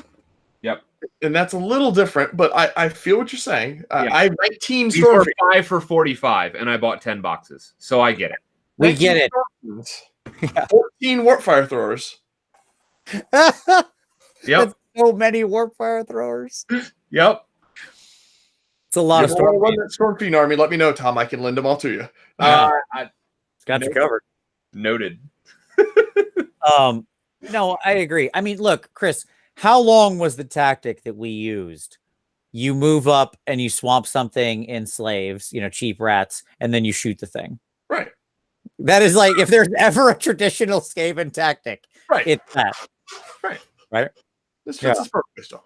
Yeah, and so I think these guys are still very solid to do that. Like, that's why I like the wind launcher rattling cannon combo, right? Because you can then very easily reach over your own, and like you've got other horde killing options. You don't need the warpfire throwers and these guys to do it. Right. I like that option to them. Like, they march behind the clan rats. The clan rats go up, swamp the thing. The clan rats, like retreat out whenever they need to because they can go retreat and charge something else. And then you shoot them, charge in, finish them. Yeah, right. It works perfectly. Yeah, it's the punch counter punch of Skaven. Yeah. Right. Okay. Anything else we want to say on Moulder? I don't have the Brood Horror scroll in front of me. I know he's also one of the fighting beasts. I don't remember how they changed him. I suppose I can bring him up real quick. The warlord on Brood Horror is he still a scroll? That was the question. I have literally no idea because I've never paid any. I'm going to be completely honest with everybody. I have to go look on Forge World. I think he's still there. I hate with the fire of 1,000 suns that brood horror model. Really? I really do. Because he has You mean the naked rat model? he has Forge World skin. Okay. Like Forge World skin is a terrible condition, afflicting 4 out of every 5 Forge World models. That basically consists of, yes, he is still a thing, the Skaven Claw Lord on Brood Horror. And that guy does not have the Moulder keyword though. He only has Verminous. So there you go. He does have the Claw Lord keyword. Notably the regular Brood Horror does have the Moulder keyword. So which you can't buy. Well, you can like buy this dude and then not put the guy on top, I guess. Right? Saddle is molded to the model. Well, he adds 1 to the attack characteristics with his command ability, and he auto heals.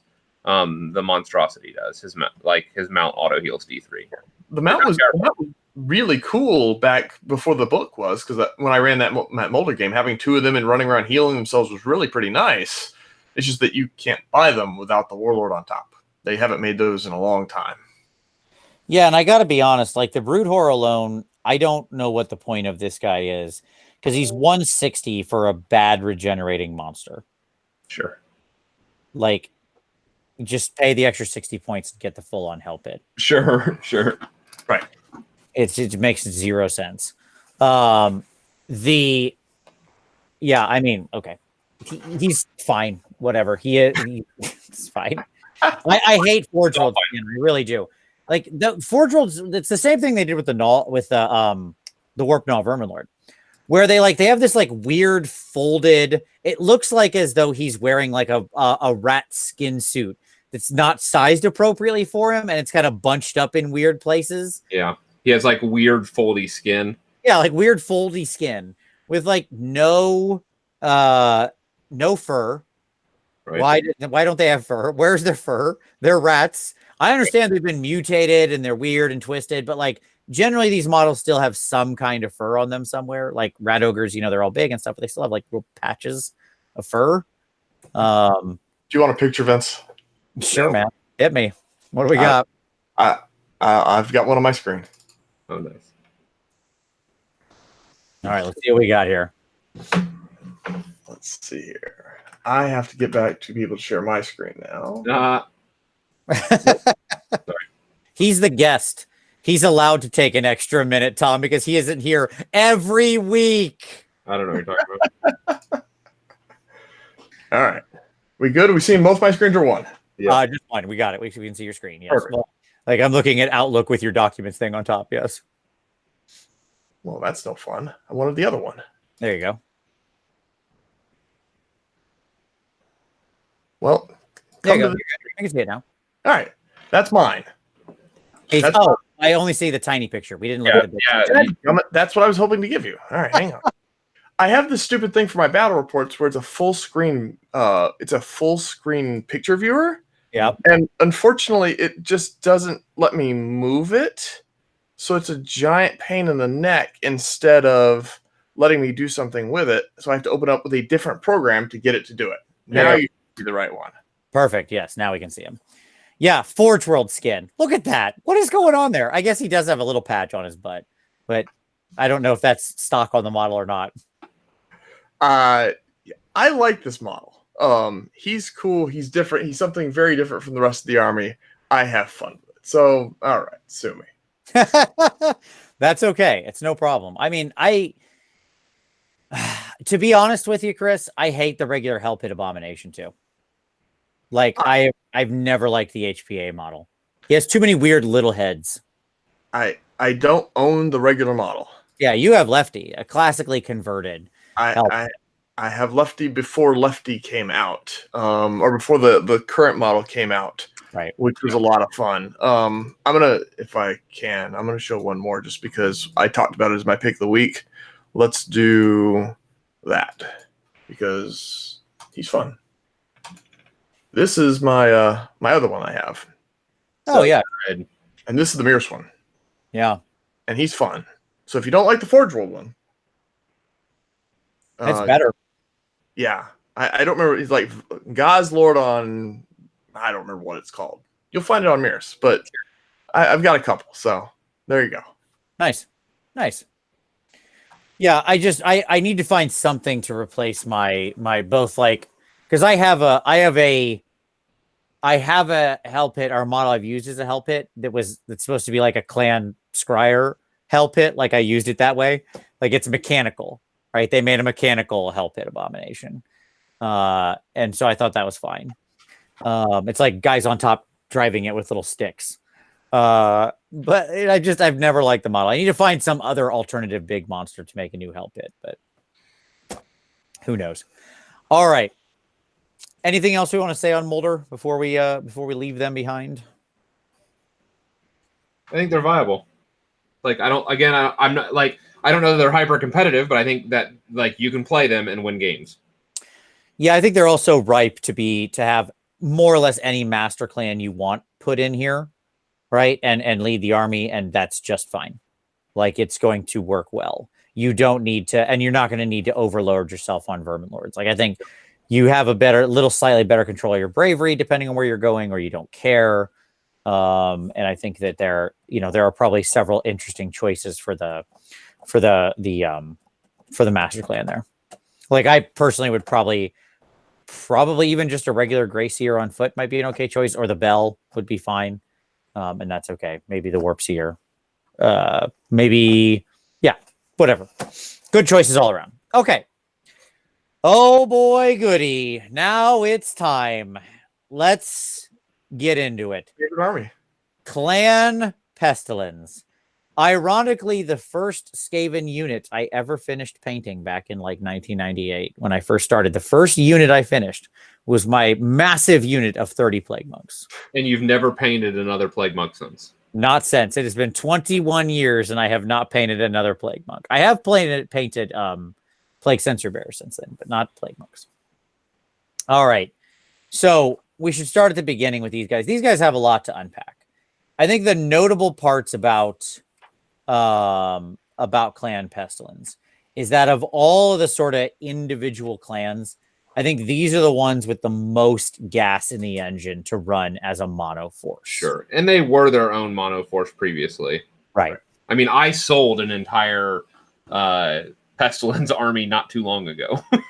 Like it was like they were their own force. I have their ALS 1.0 book on my shelf. Yeah. I think unlike the rest of the clans, one, these guys have very excellent drop control, right? They can get pretty low down on drops. And they didn't fix the battalions. They're all still like infinite unit battalions, like 2+ units of Plague Monks. Really? Okay. Sure. Like I'm going to put eight units in there. Sure.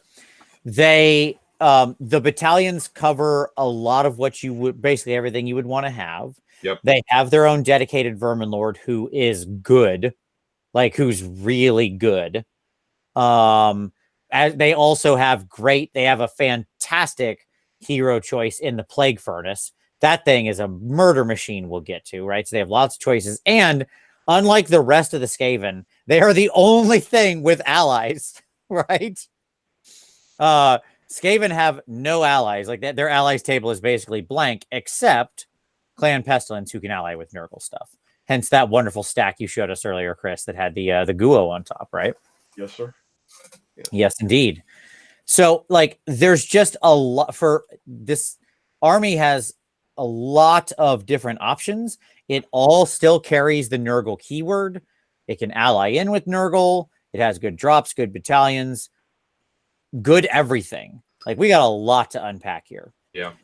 So let's begin at the beginning. Like we can just mention it offhand. Their sort of their ability is the Great Plagues, right? Where they can, the echoes of the Great Plagues, where when you roll a 6 on your prayer, you get to then, sort of trigger one of the Great Plagues, and you can only manifest each of them once per battle. Notably, you've got Never Plague, which lets you re-roll all your prayer rolls. And the Gnaw Holes will add 1 to your prayer roll checks, which is also awesome. really, really important because that can put you on like a 2-up. and can be on 2 up rerolling 1s. So there you go. Okay. So there's and all the Great Plagues are like, they're all decent enough. They're okay. Like, they're extra fun triggers. It's not a bad thing if you ever trigger them. They're cool. I honestly think the Never Plague, so you're just getting a flat reroll, is the best one, though, because most of the base prayers are super solid. All right. Command traits. Let's start with that and the artifacts. So, the Creeds of Corruption. Okay. I'm not super in love with any of these. Any of these you like, Chris? No. I mean, if you want to run Foul Rain, fine. Sure. But otherwise, just getting what Never Plague gives you, the same thing that we saw back, earlier, where it's a duplicate, but you don't have to, there's not a whole lot here that's going to put you over the top. That comes later in the book. Agreed. Yeah, the Architect of Death is what you're referencing there with Foul Rain, right? Because you can reroll the wound rolls for your, like, you'd sit this dude in the middle if you want your general sitting there babysitting like 3 Plague Claws and a Foul Rain. Cool. Okay, neat. Then you get to reroll your wound rolls.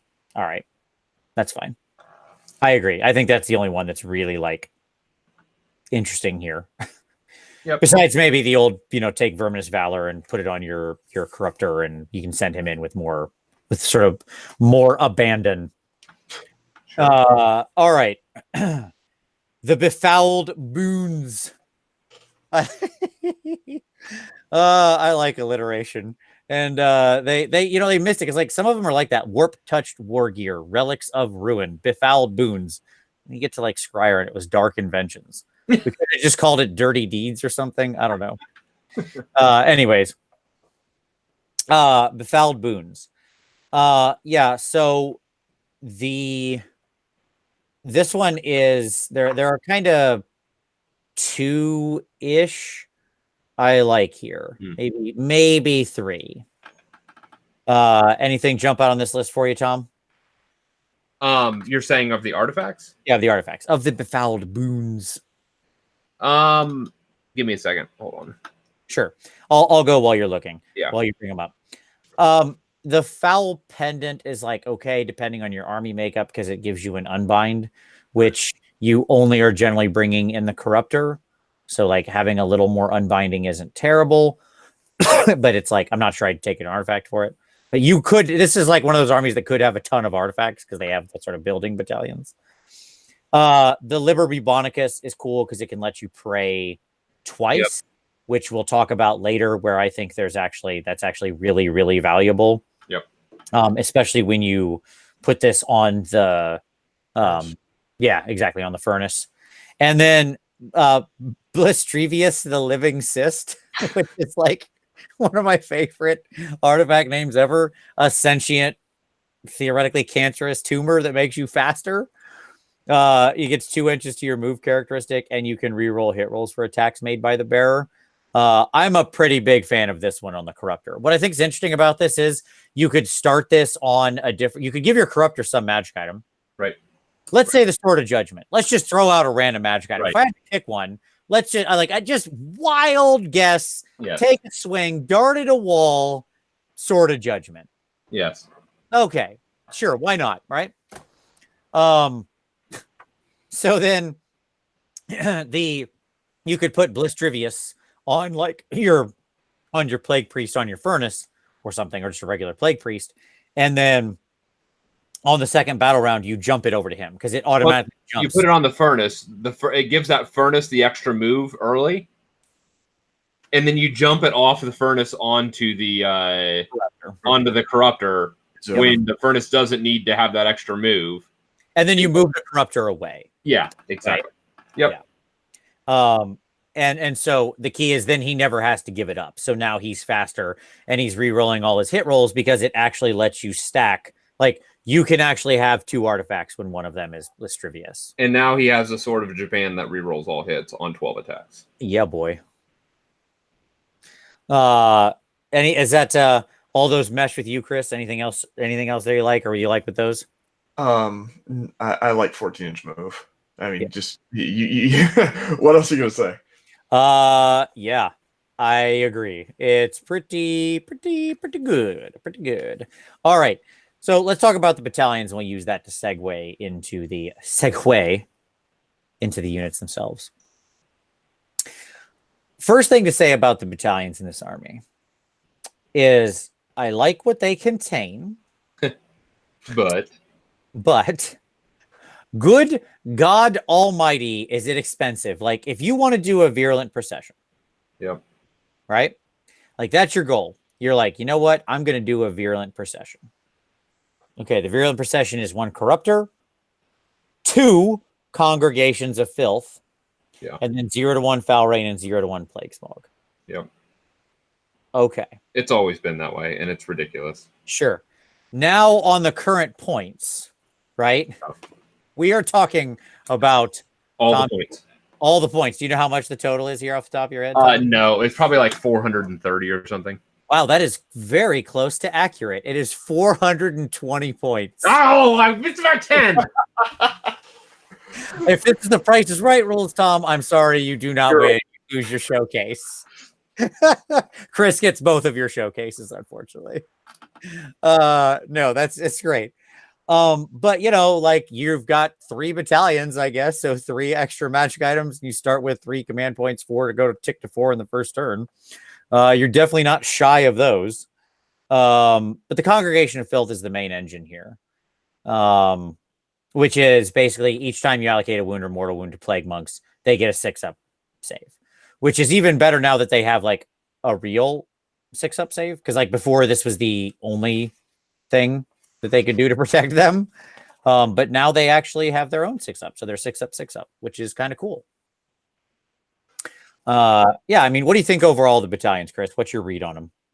Super pricey, but anytime you can add survivability to your monks in whatever way that it is, your hitting power comes when you have lots of them. And if you don't have lots of them, you're not doing that well. So anything that gives you a chance to stay alive, plus it gives you the ability to do your 1, 2, 3 drop type army, it's got power. And that's why it's pointed the way it was. We saw the change in the books that the battalions all got a little weaker and more expensive to de-emphasize them. You're paying for the ability to get that low drop army, which is super important, but you're paying the points for it. This gives you some utility, and it gives you that ability. Agreed. Yeah, I've got to say, I think that what you would end up seeing most of the time is like, I can see a couple different builds here that are either just a congregation as the core to the army, since it's like 2+ units of plague monks. Like, you can just run plague monks to high hell and back, right? Like, just 4 units of 40. Which isn't terrible. You just flood the board and shove it forward. Yeah, like 4 units of 40 plague monks is a pretty good answer for a lot of things. And then you've got your furnace right there. Cool. And then maybe, so there's 1 drop, and then you probably have like a corruptor and maybe another furnace, and like, okay, you know, or you know, if you're under 6 drops in general, you're going to determine a majority of your games. Who goes first? Yeah. It's funny too, because they actually were nice enough to, in my opinion, stack the battalions on the page in the order of decreasing value. Sure. Like, if you start at the top and start reading and then get bored and stop before you hit the bottom, you didn't do anything. Yeah, it's fine. So like, the foul rain is the second one, 1 plague priest, notably not bold, which is the problem there, right? Like, if it was bold, I would like this better, because then I could choose to take like another furnace and sit back there. But no, it's 1 plague priest and 3 plague claws, which I get +1 to wound for the battalions, or for the plague claws. Okay, I was already re-rolling my wounds. I would have loved it better if it was +1 to hit, right? Because then I could actually see like, okay, I've got +1 to hit and re-roll wounds. Cool, that's a nice stack that I would build toward. And then plague smog, which is truly the most worthless thing ever. I don't like plague smog, not even a little. It used to be better. Sure, it's one plague priest on furnace and 2+ units of censer bearers. And the way the plague fog, smoke, whatever thing works now, the poisonous fumes, is that if you're near any units that have that ability, right, you check once. Right. And so like, this lets you on a 4+, they suffer a mortal wound. On a 6, it's D3. This lets you re-roll the dice to check that. Yeah, it used to be like for every unit, it would do that. Right. And it was great. It's Yep. not that anymore. Nope. Nope. All right. Cool. Yeah. So good battalions overall. Do we rate these? At least Congregation of Filth. You rate the battalions? I think it's not quite an auto include, but it's mostly an auto include. You're going Like to if you're doing Pestilence. Yeah, if you're doing Pestilence, it's something you're going to more likely take than not. If you're not going to feel that you've got some reason to not feel that you're doing some type of build that you don't want it or whatever, but the ability to throw 160 monks on the table at 960 and then 2 chaff units of 10 as well, and your furnace, which you're going to take anyways, all in one drop. Plop, here you go. And then here's my Corruptor, and here's my ally that I want to take from Nurgle, and we're good. Absolutely. Yep, I agree. All right. So let's talk about the actual units here. There's a lot to talk about. My goodness, do we have a lot to unpack from our little plaguey boys, our little gross rats. Let's start with shall we start with the actual foundation upon which this army is built? The humble plague monk, who still has they simplified his scroll and it's still ridiculous. Like, look, I understand that crazy. It comes with a ton of options, all these different gongs and icons and nonsense they can be holding. And I'm sure everybody would have cried, bloody murder if they had just simplified it down. But for my money, I would have rather just seen this become like you can keep the blade and staff thing. That's cool. And just like a champion and a standard and a harbinger or whatever, and a musician. And that's what it does. And shut up. It's like, that's just does those things. We don't need 72 freaking options here. My God, their scroll does not need to be the size of Archeon's. It's better now, but still. I think this is the one where they called VTalk back. They let VTalk write one rule set in this book, and I think it was this one. Yeah. This one just keeps going. All right. So I think the notable things to mention on Plague Monks. 6-inch move, 1 wound, 6 up save. They actually have a save now. Super cool.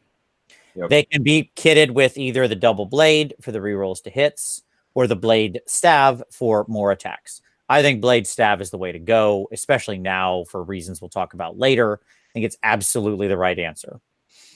Before, there was some good argument about the dual blades because the reroll to hits made them really, really choppy. Right. But I think blade staff is the way to go now for various reasons.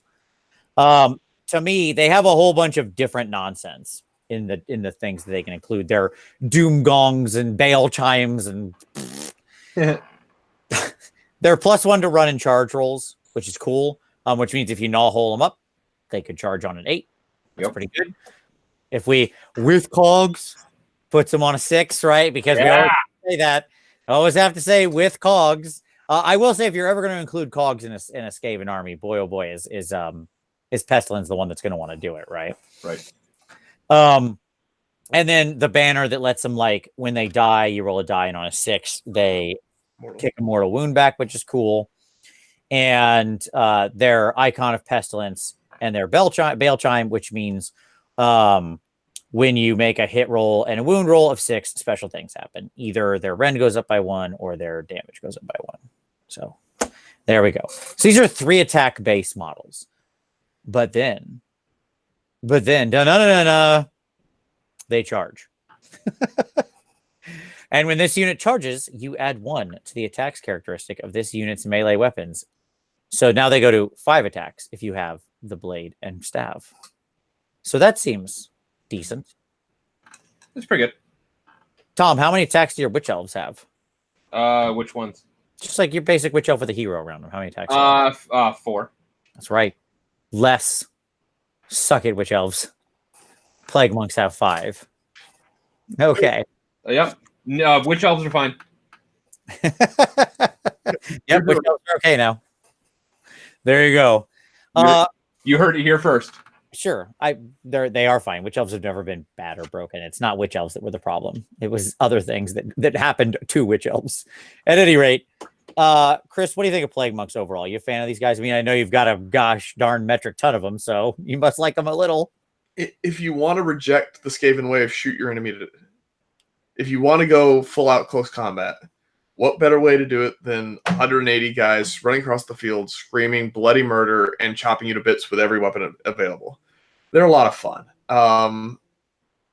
And the fact that you can put so many models on the board for such a reasonable price, and then give them so many different, you can take so many different ways with the allies, which we'll get into later, to give them more, plus with their base, their base ability now, plus with the corruptor, plus with the furnace, plus it's not the monk. It's everything around the monk. But unlike other armies, you have 160 monks on the field that will just go in and rip through things. Yep. Absolutely. All right. So I agree. I mean, like, these have got to be one of the more solid infantry units in the game. They're an absolute, like, yeah, they are a glass cannon, but man, are they really good at it. I mean, 40 of them for 240. It's just, that is like President's Day mattress pricing. Everything must go, right? Okay, cool. I think sensor bearers are crap. Does anybody want to defend sensor bearers? Not anymore. Chris, any desire to defend sensor bearers? The only defense I will give sensor bearers is the fact that the Plague Monk sprue gives you 4 different flail options on the sprue, and you can make your own. Okay. I would never use them. But you can make your own. You don't have to pay $10 model for. Fair enough. Well, there you go. That's a good point. Yes, these guys are. I still have the generation of sensor bearer before the one in the picture. Like, that's the only like stuff from the 90s I still have is some of my Pestilence. Some is my Pestilence stuff. Yeah, Right. I kept all the 90s plague monks that are like blade and staff, and I kept the 90s sensor bearers. Wow. Okay. I liked those sensor bearers. I thought they were cool looking. I think the old plague monk look better than the new ones. Don't at me. All right. So okay. So let's start talking about some of our synergy. We've been synergizing all day because my God, we've got to talk about the Plague Priest on Furnace. I love this Furnace so much. This thing is everything I would want in a model, and maybe a little more. If anything makes me want to run Pestilence, it's this redonkulous thing. Okay. So, I mean, off the rip, 13 wounds. It's like like the bell. 13 wounds, 4 up saves. Got the 5 up. Feel no pain. It has the fumes of the Pestilence models. Yeah. It has to be pushed into battle, just like the Screaming Bell. It has the Battle Shock immunity and a 13-inch bubble for all Skaventide. Yep. Not just Pestilence, making this thing highly valuable in almost any situation. Wholly within 13 inches. It has some really, really good prayers. And this is where I think that Liber Bubonicus or whatever thing is that lets you double pray, I think is pretty solid, right? Yep. The first prayer lets you re-roll wound rolls for attacks made by a unit, and the second one lets you add 1 to the attacks characteristic of melee weapons used by a unit. Did we say 5 attacks? We're up to 7. I think we're up to 7. Yep. So that's great. Me like You last I checked, you can't stop a prayer, right? you cannot stop a prayer. That is correct. There's no unprayering. Yeah, there's no counter praying. There you go. Yeah. And then, of course, Chris, would you like to talk about the actual furnace itself, the sensor, the Great Plague Sensor? Oh, goodness. Well, unlike before where it was pick a point and it takes a certain number of wounds to grade by number of wounds taken by the model. Now, let's quote from the text. Indeed. Let's quote from the Holy Tome. Pick 1 enemy unit within 3 inches of this model and roll a dice. On a 2+, that unit suffers a number of mortal wounds equal to the Great Plague Sensor value shown on the damage table above. D3 plus 4 is where it starts. Goes down to D3. Take 7 mortals, whatever you were. Splat. I love the fact that you can sort of you can just charge this thing in, and God forbid you get it within 3 inches of a normal hero, Yeah. like a normal 5 wound hero. Because like you don't need to put this into that unit, right? You just pick some hero that's within 3 inches, that's over behind, like hide behind a chaff line or something, and it, unless that guy has mortal wound protection, auto kills him, right? Because minimum 5 mortal wounds. I did the math. It checks out. 5 is equal to 5. Flatto. I love this thing. I love this furnace. It's so good. And it's like 180 points. What? Like to the point where I had to go look at it again to like remind myself it was that good. It is that good. Well, I mean, it can't move without bodies. So, like, it has a potential mobility problem. Sure. But, I mean, you're playing Skaven. If you're shooting at the unit that's pushing the furnace, you're ignoring the other 120 monks that are on the field running towards you with 7 attacks apiece. Yep. It's a problem, but it's not that much of a problem. Right. Yeah, I mean, I feel like they're I feel like they're, and it should also be noted, by the by. Yeah, thank you. Somebody mentioned it in the comments, and I do feel like it's worth noting that this thing is neg 1 to be shot because it can still take advantage of lookouts, and if you've got monks around it, it can still scurry away in melee if it would absolutely need to. So like if something that is going to rip it apart gets into it and they don't immediately rip into it, you can just leave, right? Just back away, which is pretty awesome. Like, nah. Sure. You basically just slide around. Just slide on around. Yeah. Pretty great. This thing's wonderful. Like it does most of everything you would want to do. And again, still has that Nurgle keyword. It's a hero. It's a priest. It's freaking great. Okay.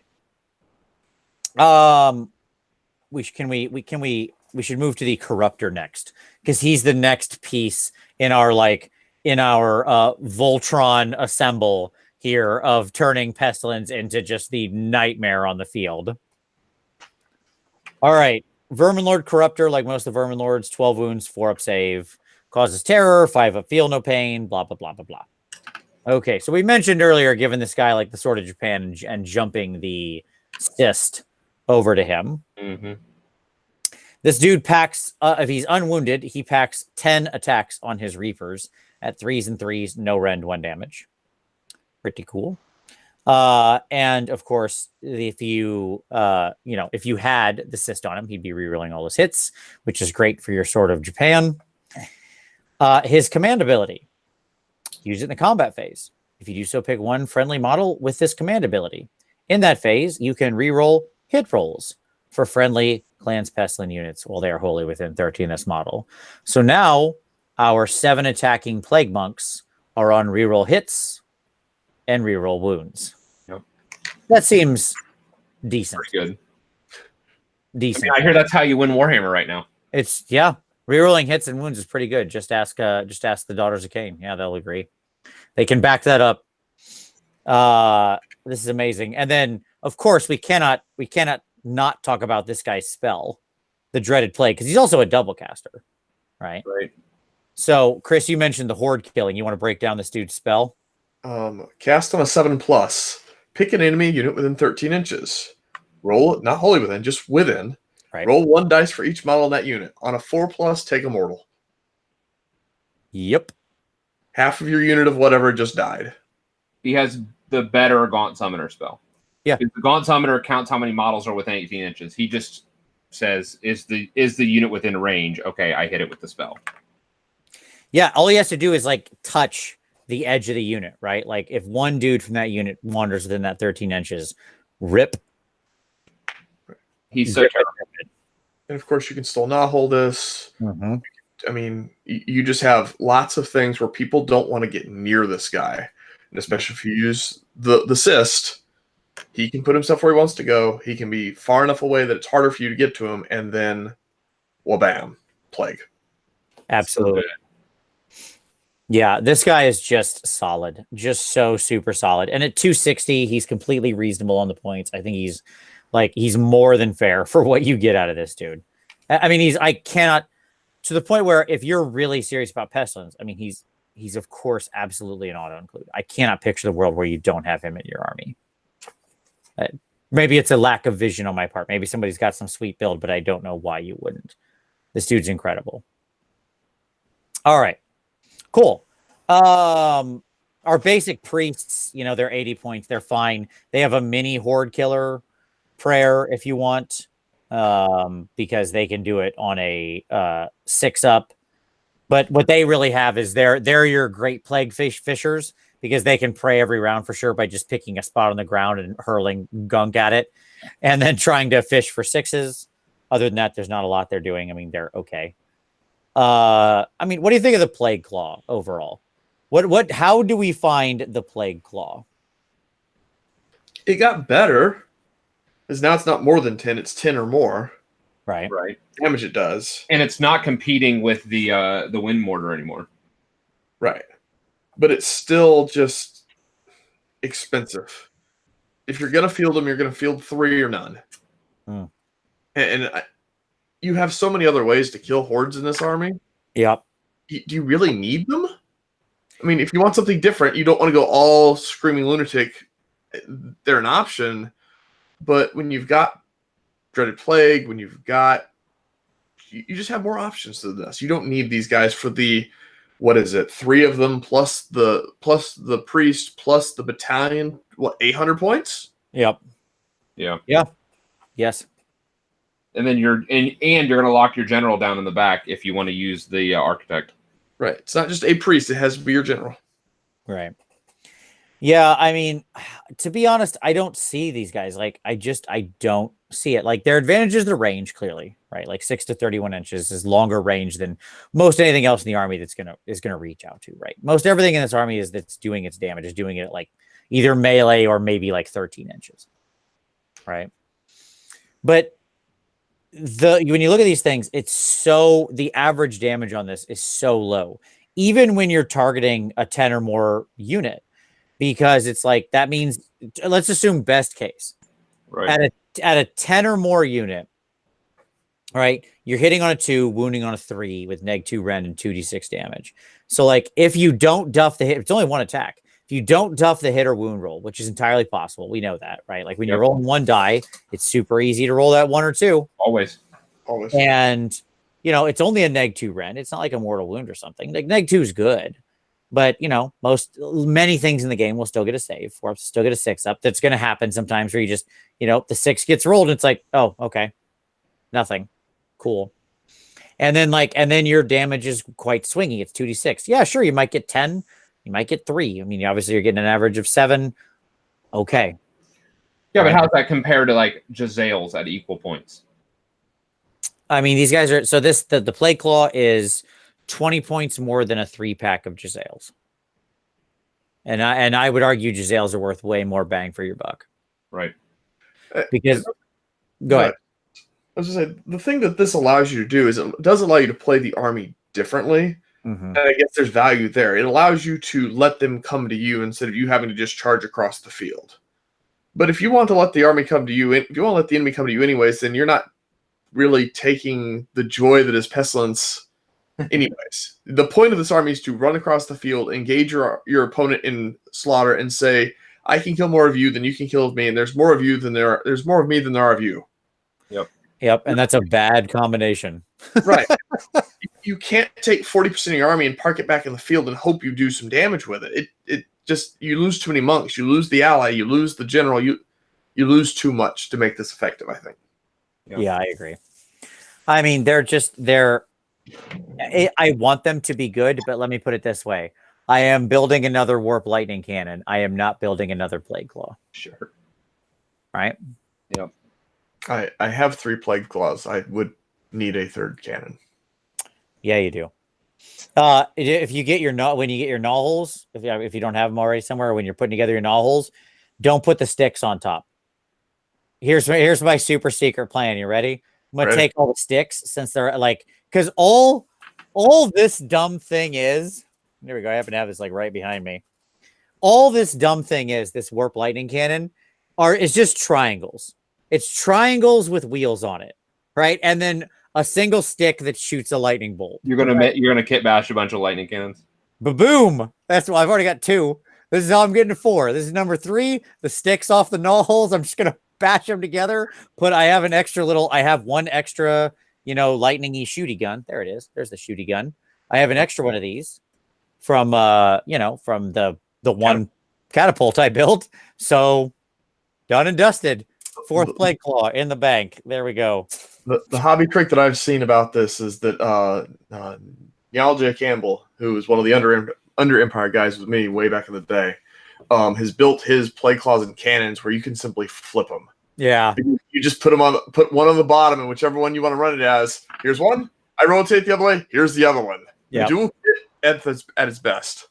I've seen a couple people do that. And I do love that trick because you can't assemble them. So the gloopy stuff is on the bottom and the sharp, shocky things at the top, but you can assemble the joint so that it's not glued, right? Right. So it's just together, and then you just whoop. Now it's a plague claw. Whoop. Now it's a lightning cannon. Yeah, that is fun. All right. So let's see. If we're going to talk, so I think the last thing we should talk about with our Pestilence force, other than that they are melee gods who are ready to chop through anything that opposes them, we should absolutely talk about their allies, because, which, by the way, somebody made a point that like, oh, I think they're doing away with allies. I looked in the Skaven book and they don't really have allies. I think they're doing away with allies. Yeah, they're not. No, not doing away with allies. Just Skaven. Everybody hates Skaven always and forever. They were always the odd man out. Everybody who was evil, even by evil people's standards, they were like, we hate these guys. Like throughout the end times, you read those books, all of the rest of chaos is like, God, these things are disgusting. Why do we have to work with these things?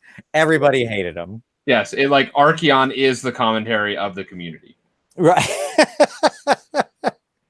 Absolutely. So let's talk about our potential allies. Obviously, we have all of Nurgle at our disposal, right? When we want to talk about this. Does it say Nurgle? I'm sorry, I need to double check. Does it say Nurgle or Maggot Cannon Nurgle? Nurgle.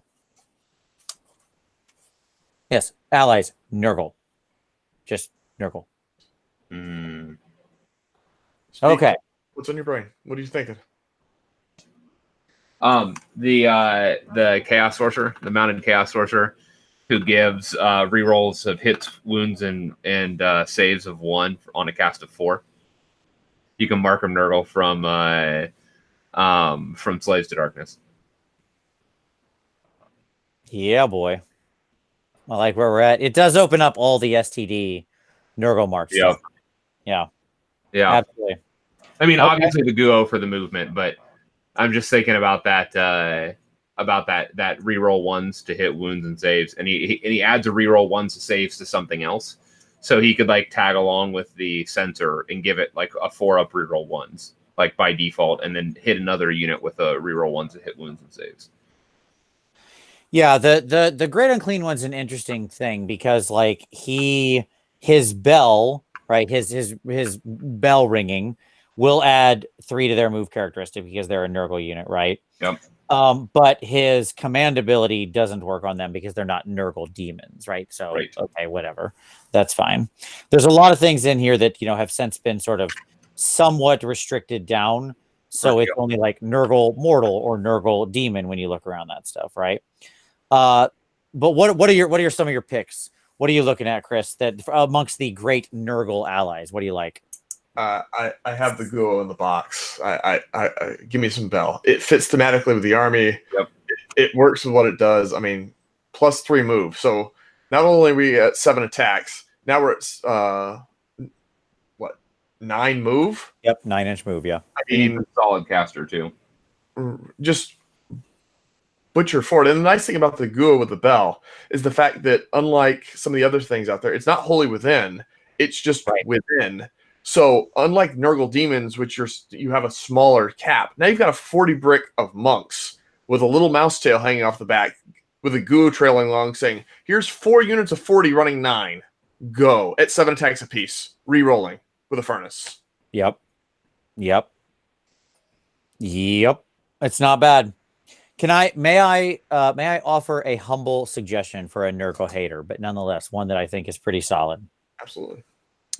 The Lord of Blights. Okay.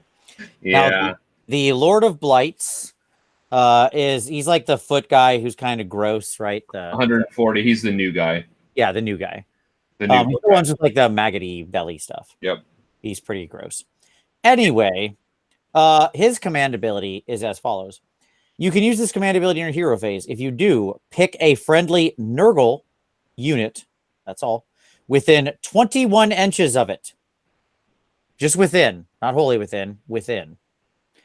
Until your next hero phase, subtract 1 from hit rolls of attacks that target that unit in the shooting phase. However, if the unit contains 20 or more models, then it's -2 in the shooting phase and -1 in the combat phase. It gives them the Plague Bearer buff. That's right. It gives them the Plague Bearer buff. Well, I seem to remember us having about 40 monks. And those monks all look like they're tasty to shoot. But you know what? Being -2 to shoot with your bricks. And by the way, you can't stack it on the same unit, obviously. But there's no reason you can't say do it on 2 different units, like the 2 units out front that are about to charge into the enemy and are now -1 to be hit back in melee and -2 as they cross the DMZ across the middle of the board. Yeah. He and a sorcerer calculate out to 300 points. Like the sorcerer for the reroll hits and wounds and saves and all that. Him and the Blight Lord are 300 total. Seems pretty good. Seems pretty good. I don't hate that. You know, the greatest shame, I think, is that stupid Glocken's 420. Let's all universally hope that that Glocken drops down to like. How amazing would that be if Glocken was 400? So you can ally him in, and he could use his ridiculous crap on them. I would probably go out and buy 4 getting started Pestilence boxes if that happened. Sure, because it would push your monks to like 9 attacks. Obviously, right now he can't do it because he's too expensive. But fingers crossed, GHB 19. But summer is coming. Yeah, I think that would be amazing. Any other Nurgle allies we wanna mention here to bring in? Does Epidemius have any play here? No. No, because they the problem is that they changed his capstone ability. I mean, I don't know. I've been cold on him since they changed the capstone ability to give corruption, Nurgle corruption now instead of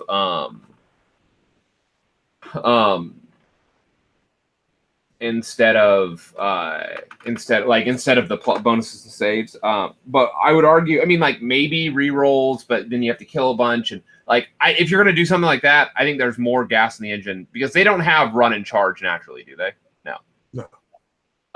Horde Crux Slimux. There you go. He was the other one I wanted to talk about. Because he brings a tree with him. By putting him on the table, he puts a blight tree down. And by doing that, you gain run and charge in this army. Yep, because anybody who is within 7 inches of the tree, normally you need the Nurgle Allegiance to get the tree, and you don't want that. Your Pestilence Allegiance, right? But Horticulus shows up and is Mr. Farmer on his slug. He shows up and plants a tree out in the middle of the board. He's like, I got the trees, and it's super easy to just have something tailing in, right? So you got boom, it's so easy to just get your monks out there. They get close, and then off they go. They become lightning. And you can you could fit Horticulus and either the Sorcerer or the Blight Lord in. So you can pick one or the other. Sure. I mean, I'll say the thing about Epidemius is it's not that hard to hit the lower 2 ones, and it'd effectively be reroll hit and wound rolls of 1. Now that's duplicative with the prayer and the command ability, but it is an army-wide thing. It does trigger. It's all Nurgle models benefit and Nurgle wounds count toward it. So there is some limit if you're really rocking 160 plague monks, right? There's some limit to your ability to spam out that command ability and make those prayers. You just can't buff your whole army. Right. This is army wide, right? So, okay. It's not I don't think Epidemius is a non-bow. I think they're okay, you don't get extra contagion points when you hit 21 or whatever. It's fine. I think army-wide reroll hit and wound rolls of 1 when you're making 8 bajillion attacks lets you put a little more of your army into them at once. Because with any of these synergistic buff style armies, this is the thing you run into with Daughters, right? The one unit in Daughters that gets hyper juiced is just sex on wheels, right? It is hot murdery death. Yep. But your other units are just kind of right. Hey, so they can do work sometimes. Sometimes. But and this was the same thing here. Like, you can stack the crap out of one unit of plague monks, but if you really want them to be operating at optimal efficiency, you've got to really be like, they can't all be near the furnace and all get the command ability and all, you know what I mean? Like, right, but I don't know that you want that many that many Skaven units in combat. Like, I don't know that you're going to have the choice. Right. Is my point. Like, you have giant blobs of 40 and let's say some screens, right? Like, there are enemy armies that are going to come try to just engage you all at once. Right. Right. And blow your units up. Like, they'll chaff your, like, if I were facing this down, my goal would be immediately I'm going to chaff your whatever unit or one or two units you empowered, I'm going to hit with chaff. Like, try to pin. The perfect situation is I'm going to try to pin you with a relatively unkillable hero in the corner. Right. Or like an Exalted Deathbringer with with 3 bronzed fleshes and the smoldering helm. I can't imagine. Anybody watch that unit explode when those monks attack him with 70. It's like lighting on fire as they take D3+1 mortal wounds back. That unit incinerates and that guy takes no damage. But at any rate, like, that's what I would do. And then I would move whatever my hitters were around the sides and try to, like, slam into your other 2 to 3 units, right? Who are still scary, but, like, if they're not on the charge and they didn't get the buff, they're back down to 3 attacks each with no rerolls. That's not enough, right? If that is not enough to survive an enemy hammer hitting you. No. Right. No. As was it Bryce discovered at Holy Havoc? Oh yeah, sure. Yeah, I mean, the point is that, like, we can't. You hear about what these plague monks are capable of, and it's very important. It's just like witches. It's very important to separate in your mind that what a turned on unit of monks looks like and how dangerous they are versus just monks. Like, just they're monks. They're on the table. They're monks, right? It's a big difference in performance there. They're still scary. I'm not saying they're not. That 3 attacks per model is still a perfectly fine thing. Can't imagine. Sure. All right. I think that's kind of all the Nurgle allies that jumped out at me. There was nothing else. There was nothing else that grabbed me. I wish so much that the Harbinger of Decay wasn't Nurgle mortals. Wouldn't that be a great world to live in? Oh my God. Give them so they could go 6 up, 5 up. Yeah, man. That's exactly right. I was like, whoa. But no, then I looked into it and I was like, oh yeah, that's right. They added more mortals. Oh, it's always mortals. That's why I ran Chaos Ward instead of Plague Bearers. Because otherwise I just run the 5 up, 5 up. Sure. Yeah, but I like Slimex, I like the Lord of Blights, I like the Chaos Sorcerer Lord. I think those are all hot picks. And then of course your big Guo. He's pretty great. And just a nice solid, big, fat, tanky, hard to move hero too that can go roll up. So you don't have to put your furnace necessarily on the point in like Duality of Death or something, right?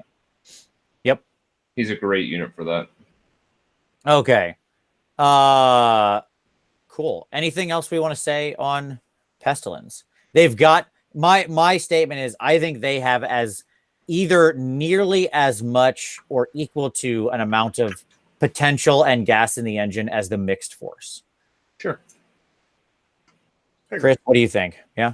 I agree. It's the advantage the mixed force has is you have just the variability of the play style. You have the different units, all those things. I mean, we talked a lot about Pestilence here, and they have a total of what? 6 units? Something you're going to use 3, 4. Right. You're going to use 4 units.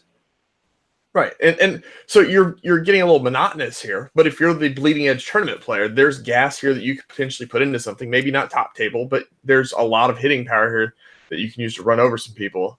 And if you're having fun at the local club, watch your opponents just explode. Yep. Absolutely. All right. So I very much don't look forward to seeing Pestilence armies on the table. 1, because as I said, they're my least favorite clan. And 2, because I'm not super excited about watching my opponent carefully move giant blocks of 40 models individually to keep them wholly within all the 13-inch bubbles they have to maintain. So that'll be an exciting time for me. On the flip side, though, it does give me a chance to go get a sandwich, which is really nice. I like that. That's cool. Buy movement trays for this army. You're not kidding. Oh my God. Like, at least you can set them down easy Or and get buy a 3D printer. No. So you can print your own. Print your own movement trays. Sure. Yeah, okay. I think that's and with that, the Skaven book comes to a close. Woof. Boy, oh boy. 13 hours, Vince. I think people are going to be disappointed. 13 hours. Yeah, we keep going. All in all, I have to say, I am super excited about this army and to start playing it in some games. It's not a tournament army for me just because of the nature of my force I've talked about, but I am excited to put this on the table again. This book really was everything I was hoping to see. The sort of lore and story, and it's awesome. The pictures, the art is awesome. I was just blown away by like the quality of it. I do wish we had new models. It is the only thing that lets me down beyond the rocket lock. But I truly do love the Skaven, and I think this gives them, this rules-wise at least, certainly lived up to what I was hoping to see out of the army. Chris, any final thoughts? I'm excited to get out and put it on the table. I mean, it'll, the ability for me to do the things that I want to do, whether it's Pestilence, whether it's Verminous, whether it's Skyr, whatever I want to do with it, and go and have fun with my massive collection. That's just speaks to me as that. Putting things on the table, having it look good, and having some fun with some dice with my friends, and then making me hate me at the end of the day. It's all a win, baby. Which, as we all know, is actually the purpose of playing Skaven, making your friends hate you. I agree. Tom, closing thoughts? Anything else? I mean, what I'll say is this. This army is not, in the stats, is not going to show up real well. Like, so for those that have been following like LLV stats, this army is going to perpetually be around the 50% at best. And the reason why is because a lot of people are going to play this army. And it is an army that has a very broad appeal, playstyle wise, both narrative, both like all the different play styles. But because of that, it's going to attract all different types of players.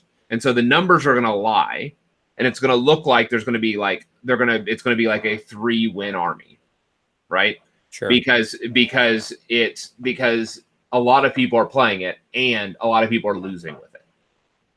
But the reality is the top end on Skaven, I would argue, the toolbox, how deep it is for them, is as deep, if not more deep, than any other army in the game. Yeah, I mean, I think this is such a better, like, we'll talk about FEC next week. We'll be doing FEC since that was, next week. But this is way deeper and better of a book than the FEC book. I would argue and would staunchly stand behind the statement that this book will be competitive, that this will make Skaven competitive for a long time to come, regardless of changes in the meta, because this book has the depth to adapt. You need to go more horde, you go more horde. You need to go more elite, you've got some options there. You need more shooting, less shooting, more magic, less magic, right? It plays in every phase, and it has multiple options into most of those phases. Yep. So, that's not to say FEC is a bad book. I'm just saying things can easily turn and would disrupt the ability of FEC to be a strong army. Many armies that are more one-dimensional. FEC is going to be a flash in the pan, in that it is going to generate a bunch of Gristle War armies that are going to do really well, like they have done. They have like a 70% win ratio on week 1 in tournaments. But the consequence is that people are going to learn how to play against them, are going to build their armies against them. And then it doesn't have any other tools. We'll unpack it next week. Yeah, and we'll talk about that next week. Well, I won't. You will. That's fine. I'm not going to say it does not. I think FEC has some interesting stuff going on. It doesn't have the depth of this. Agreed. So there we go. But we can have that great debate. They framed the box set like that, so I guess we're supposed to have them fight. There you go.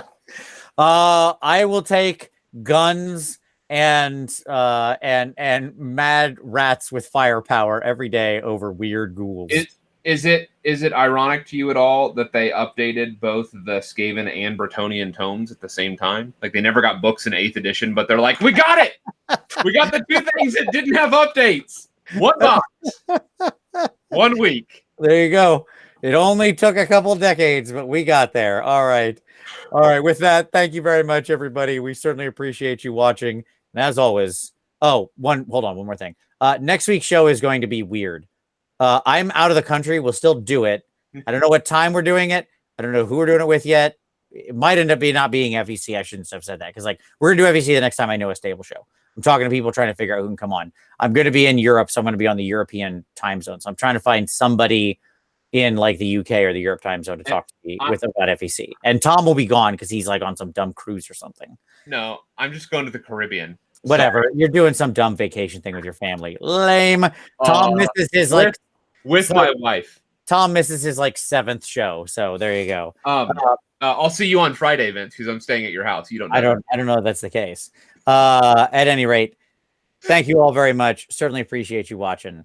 We'll see you next Wednesday.